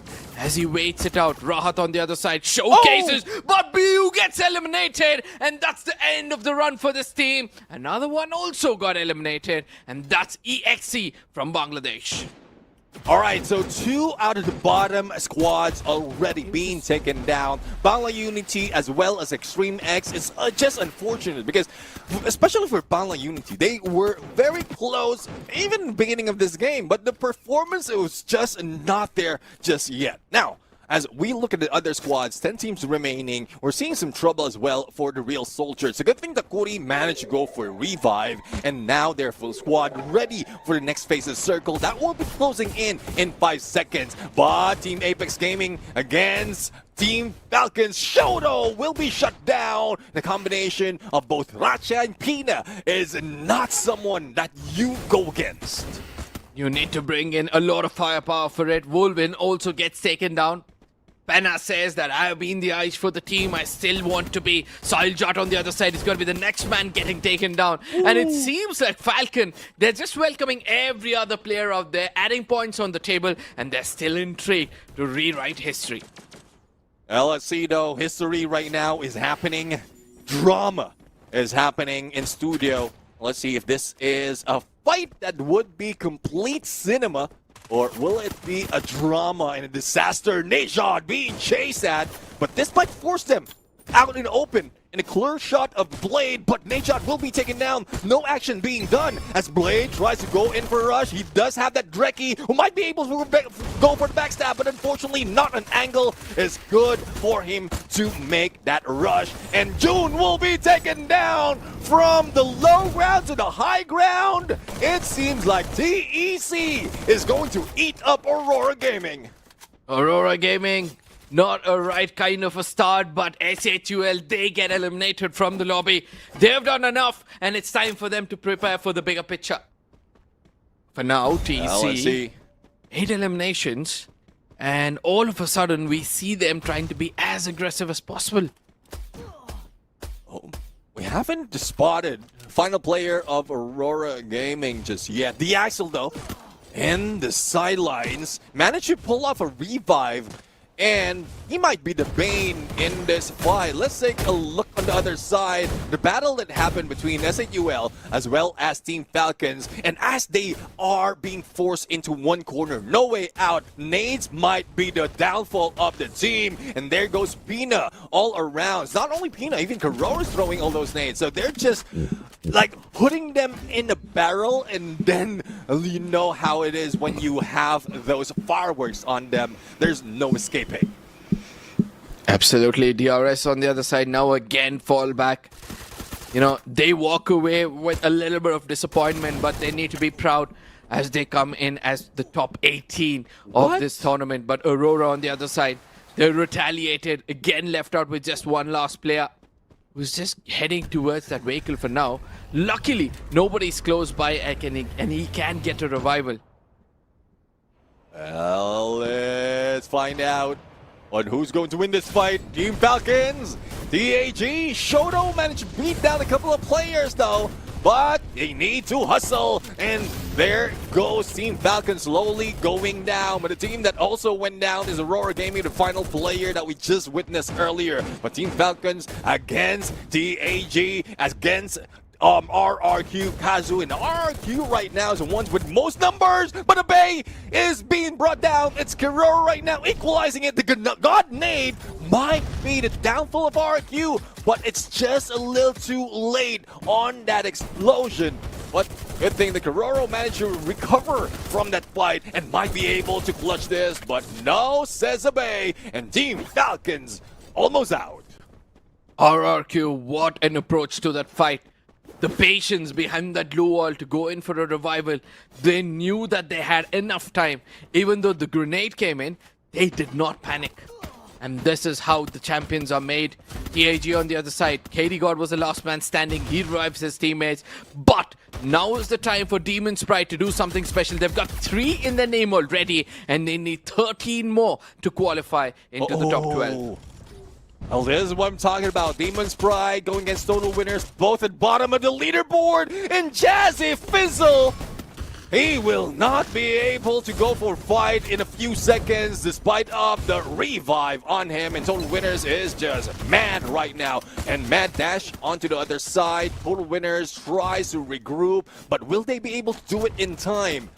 Now, they managed to back off, take a higher ground, and put pressure against Demon's Pride, but top 7-7 has not been spotted just yet. And up close and personal, Madara might be able to be the game changer of this fight. Surprising that no one was eliminated from that 4v4. Because both of them realized the importance of this fight. Demon's Pride. They suddenly remember, oh, we're chasing for numbers. I forgot. And they can't have a casualty here because it was not a 1v3 split. If everybody goes down in a trade, it was done deed. Total Winners realized it too late, but luckily it was not too late for them. But yeah, I think a sigh of relief for Demon's Pride as well. They're like, oh, we've been approached. They put landmines, they put glue walls, and all of a sudden they're like, okay, they fall back. Now we can breathe. Well, everyone's breathing right now. But Demon's Pride in a ride, and that might be a highway to hell right there. But no one is spotting them for the moment. And this is just a stalemate for everyone. They don't want to go for an engagement. They don't want to lose out on the fight. Everyone's in a full roster right now who's waiting for the closing of that second to the third phase of the circle. Now, Falcons. Lemon gets taken down and look at them. Not at all bothered. But this is where troubles occur. It's either for Falcons or for Total Winners. As they've done a bit of a damage, can they get overconfident here? Falcons holding on to their ground. Aurora. Oh, he gets taken down. And that's a fight they need to watch out for. Top gets that confirmation. And Falcons now fall back. It seems like the Falcons' wings have been clipped off. Oh yeah, I mean, wings are being clipped off. The same goes with the legs in a bit. But on the other side, Jazzy Fizzle goes for the shot against AGAL, but it's just unfortunate that they couldn't finish them off. They managed to recover, and now they are at full strength. But as we are looking at the elimination feed as well, Pina needs a little bit of picking up, but Team Falcons down to their last leg right now, and the same goes for TEC. But battle happens on the edge of circle. It's AG and TAG, and which of them are going to win? AGAL need to watch out for the backs as well because DRS is also approaching them. Nameless, he finds himself taken down. Soiljat gets under confirmation. Shoto dashes in to find nobody home. And now Dew, he's got that shotgun. He's been amazing with the sniper, but how good is he with the shotgun? It seems like it's not good enough because Walwyn says, this is my weapon. Oh, let's see. Here comes a God Nade, and Nameless might be taken down. The sliver of health and the slit in the glue wall, but he managed to put another one, and Nameless brings him down with a max 7. Here comes Wolven, but they're still alive and kicking, and they're kicking them down. It's up to Barros right now, but it is not looking good. There goes Barros on the ground, and Team Apex Gaming once again winning that fight. 7 eliminations, ladies and gentlemen. It seems like a very, very small number, considering this is the map where we expected somebody to go with at least a 30-pointer with just eliminations. Yeah, for the first time, AGAL, they're hiding behind a rock and waiting for somebody to clear off from this vicinity. DRS on the other side, intrigued. Shot can be taken, but he gets taken down. It's RRQ who puts him out of his misery. And that means RRQ step into 10 eliminations for themselves. Why? That could have been a good highlight. A good, I don't know, funny It reel. is still a good highlight. If you take too much time, you get taken down. A good highlight for RQ, not so much for AG. But imagine, like, not even putting in cover, you're healing up, you're just crouching, and then if Sypha managed to land that final shot, and that could have been it for that player. But, well, it is what it is right now. RQ, though, Maal, who was in trouble, now picked up. DEC, who's top of the board, they caught off guard. And this is just the magic of RRQ. But we're also seeing DRS being eliminated. The numbers already dwindling, and RRQ slowly closing the gap between them and TEC. Will TEC be taken out of the top of the leaderboard? TEC falling back from this fight and trying to find an off angle. Tukush, he's trying to hold off to the longest distance. Blade gets taken down. Abe gets in closer. Rahat retaliates. Rans goes in for a revival, and now Tukush, he gets pounced upon by Mal, and that is where Rahat will not have any time to breathe as he gets taken down, and that's the end of the story for TEC. A valiant effort, but yes, they'll be walking into the grand finals. Yeah, I mean, they do have a lot of elimination in that fight. They could have taken the Booyah, but it's just RRQ being the bane in that battle. But one thing's for sure, a team that hasn't given up is this team called Demon's Pride. They are very close to reaching the top 12. All they have to do is bring in the numbers. And if they get that Booyah, that would be more than enough. Or, well, the Booyah plus the elimination that they have would be more than enough for them to get to the top 12. I think they need around 3 or more eliminations. Or rather, 3 eliminations specifically, if you ask me. But I know. We will see in a bit how many eliminations they have, but they've survived quite long, and I believe they have that much elimination already. Oh no. This is where total winners, they're just running away from every fight out there. But that's not going to give them that ticket. They need to be a bit more daring. Tag, they're getting into a spot where TP, they have been amazing so far. Top puts down another player, and all of a sudden Tag is left out with just one last man breathing. And that means more points have been rewarded with Demon's Pride. And they need to make sure they walk away with the Booyah. What kind of magic is that, Arca? You did ask for 3 more elimination. That's exactly what they got against Apex Gaming. They managed to get 3 elimination out of that fight. Now, it seems like they can do more. And there goes the Ford coming from Jazzy, who's not fizzling, and they have more numbers, and they can get their Booyah if they can maintain this. Now, total winners might be losers in this 3v1, and Aflatoon couldn't get an angle for that shot, and the God Nade coming from McVay. Now it's a 3v4, and Demon's Pride, this might be the chance that they're looking for to get into the top 12. This is the game on the platter. Will they eat it or will they serve it to someone else? As it's going to be Madara. needs to bring in that Sharingan, needs to make sure that he has information. Aswab on the other side has the information of the two players. Now they try to rantle them down to the corner. Top goes in, Rans and a bear. They're trying to buy some time, they're trying to get angles. Aswab gets in closer, gets damaged, and now gets taken down. It's a 3v2, 18 eliminations. Abe gets taken down. Rans the last man standing. He's still fighting it out. A 1v3 situation, but Demon's Pride, they rise to the occasion, and they make sure they qualify. The frustration, the celebration, everything on your screens, ladies and gentlemen. Couldn't have asked for a better ending. You fight for it, you grab it, and you make sure that you head into the grand finals. Talk about a clutch right there. With the 12 points, they only needed 4 points, or make that 5 points for them to reach the top 12. And I think they've done enough. I think they made one Malaysian team cry because of that performance, and that was just phenomenal. It only shows that Demon's Pride, this is one of the best team from Pakistan right here. They also got a ticket to Esports World Cup, and this is why they managed to pull it off, because they know exactly what needs to be done, and they managed to do it in the final moment. Good things come for those who wait, and that's what Demon's Pride have done over here. They've taken the longest time possible to survive, and ultimately they strike when the iron is hot. They're gonna be very, very happy with this performance, and I believe that if not for anywhere else, Demon's Pride's bootcamp is gonna have lights on for a long time tonight. I do agree. I mean, we can see in this player's camera as well that they were so happy.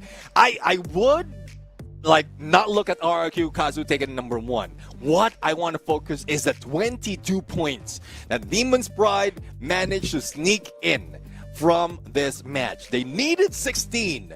They needed 16 points, and the average was just not looking good for them. But in the final moment, the final match, the final clutch, Demon's Pride definitely will be the pride of Pakistan. Absolutely, what a game this was. It had masala, it had some fun, it had some singing from my team, from my co-caster, and I've enjoyed every bit of it. It's good to see that teams from Bangladesh were also pushing as much as possible. Oh, yeah. Extreme X, a team which dominated the previous rounds, are now going down as the team at the very bottom of the table. It's a shocker I'm unable to digest. Well, let's see now as our guys trying to digest the things happening. Let's break down what happened, especially for our MVP, Madara. Not so much of elimination, not so much of damage, because they kept themselves a distance from the rest of the squad. But you can see how well prepared they are for survivability. And again, the combination of that Dreki and that Valiant Dash from the Oscar, it's still on point. Nikita, for those reloads, as well as Joseph, if in case they get tagged up with either Ice Grenade, Thrill Battle, it doesn't debuff them that much. And also with M590, they are on point on the CQC. For the rest of the squad though, it's still a safe approach for them. Not only do they have the only thing that is different is the rusher that they have, but A124 and that Chrono combination shows us that they are preparing to be a little bit beefed up on the CQC, but in case they need an exit strategy, they still have top 7-7 with that Morse. You know, you're crunching down everything possible, and I'm wondering what is going to happen tomorrow. If this was today, with top teams fumbling in the final few games, just imagine the pressure they'll be undergoing with everybody in this lobby, proving themselves they're worthy of being there in the top 12. Especially Demon's Pride, the last game, the composure, the way they handled the pressure, everything was phenomenal. Jazzy least contributed against Top, who contributed the most. But let's not forget Madara and Aswab. They played the crucial role in the final fight. Yeah, definitely. And this is where the battle is broken down. From what we're seeing, they kept themselves distance. Demon's Pride kept themselves distance after the Battle of the Hub. They try to go back and forth. And we also witnessed earlier where when they start seeing some of the teams, they went across in Windmill. They back away from that battle between total winners. And then again, a standstill once they found a compound. And they just waited. They just waited for the best opportunity as the other teams starts to fight against themselves. And look at that gap of the elimination in Circle 2 towards the final circle, and you can see how cautious Demon's Pride was until that final moment, and even taken down one of the giants, which is RRQ, and that was just a phenomenal run for Demon's Pride. Absolutely. Now, with this, ladies and gentlemen, do let us know which among these teams have impressed you the most in today's gameplay. I know that we had a lot of situations where we thought that the history could be rewritten, but again, there were places where All Gamers Global did showcase that they are capable of something phenomenal. But again, it's time for us to witness the history in the making, because now we're going to be witnessing 12 teams amongst the 18 who will be heading into the grand finals. And let me remind you one more thing. The team falling short were not far away. And once again, from the beginning of the show, we have TEC, Bangla Unity, Demon's Pride, Total Winners, Extreme X, and DRS at the bottom of the leaderboard. And we are going to see who managed to push themselves across the top 12. And there you have it. Demon's Pride managed to push through, leaving Magda Esports behind. There was a lot of chance for even those of Bangla Unity, but they've given it away. They started those early engagement and they started losing it. It was only Demon's Pride who stood towards the end. What's concerning for me is how far All Gamers Global are.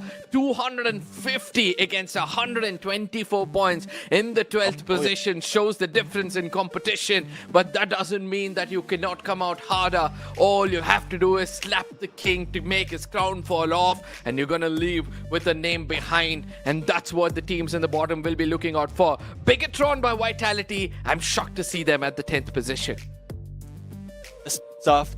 They didn't much, but they didn't need to show anything, especially after yesterday's battle. They calculated enough, needed out of the squad, and like they just went off the grid right now. But there's a lot of storyline that's being built, even from South Asia play-ins. We've seen this happen. We've seen this happen on the top 8 from South Asia play-ins, now in the top 12, but by tomorrow, when the grand final happens, there's no more threshold. It's only the #1 spot. And these are the teams who will be stepping in the plate. Let's start off with All Gamers Global, followed by Team Falcons, RQ KAZU, SAUL Esports, Reven Export, Team Apex Gaming, AURORA Gaming, Titan Esports Club, Hotshots Esports, Bigatron by Vitality, Straw Hats, and none other than Demon's Pride. You know, one thing which is putting a smile on my face is how the Indian teams are hugging each other in the overall standing, and as well as this slide out here. SAUL, Revenant X Park, and Team Apex Gaming, worthy of everything they've done so far. From Bangladesh, we have 2. We have Straw Hats and Titan Esports Club. And Team Falcon and All Gamers Global. These are the 2 teams at the top of the table. The regions itself showcase a different approach to this game. And hopefully we'll be able to see a different game altogether tomorrow.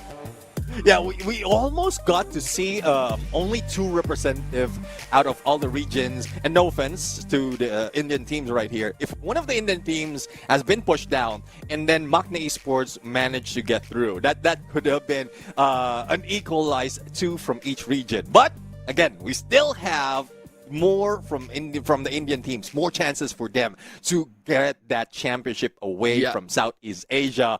But it's still getting heated up. I know it's heated up already into the main event from the South Asia play-ins, but there's still a lot that would be happening for tomorrow, Arca.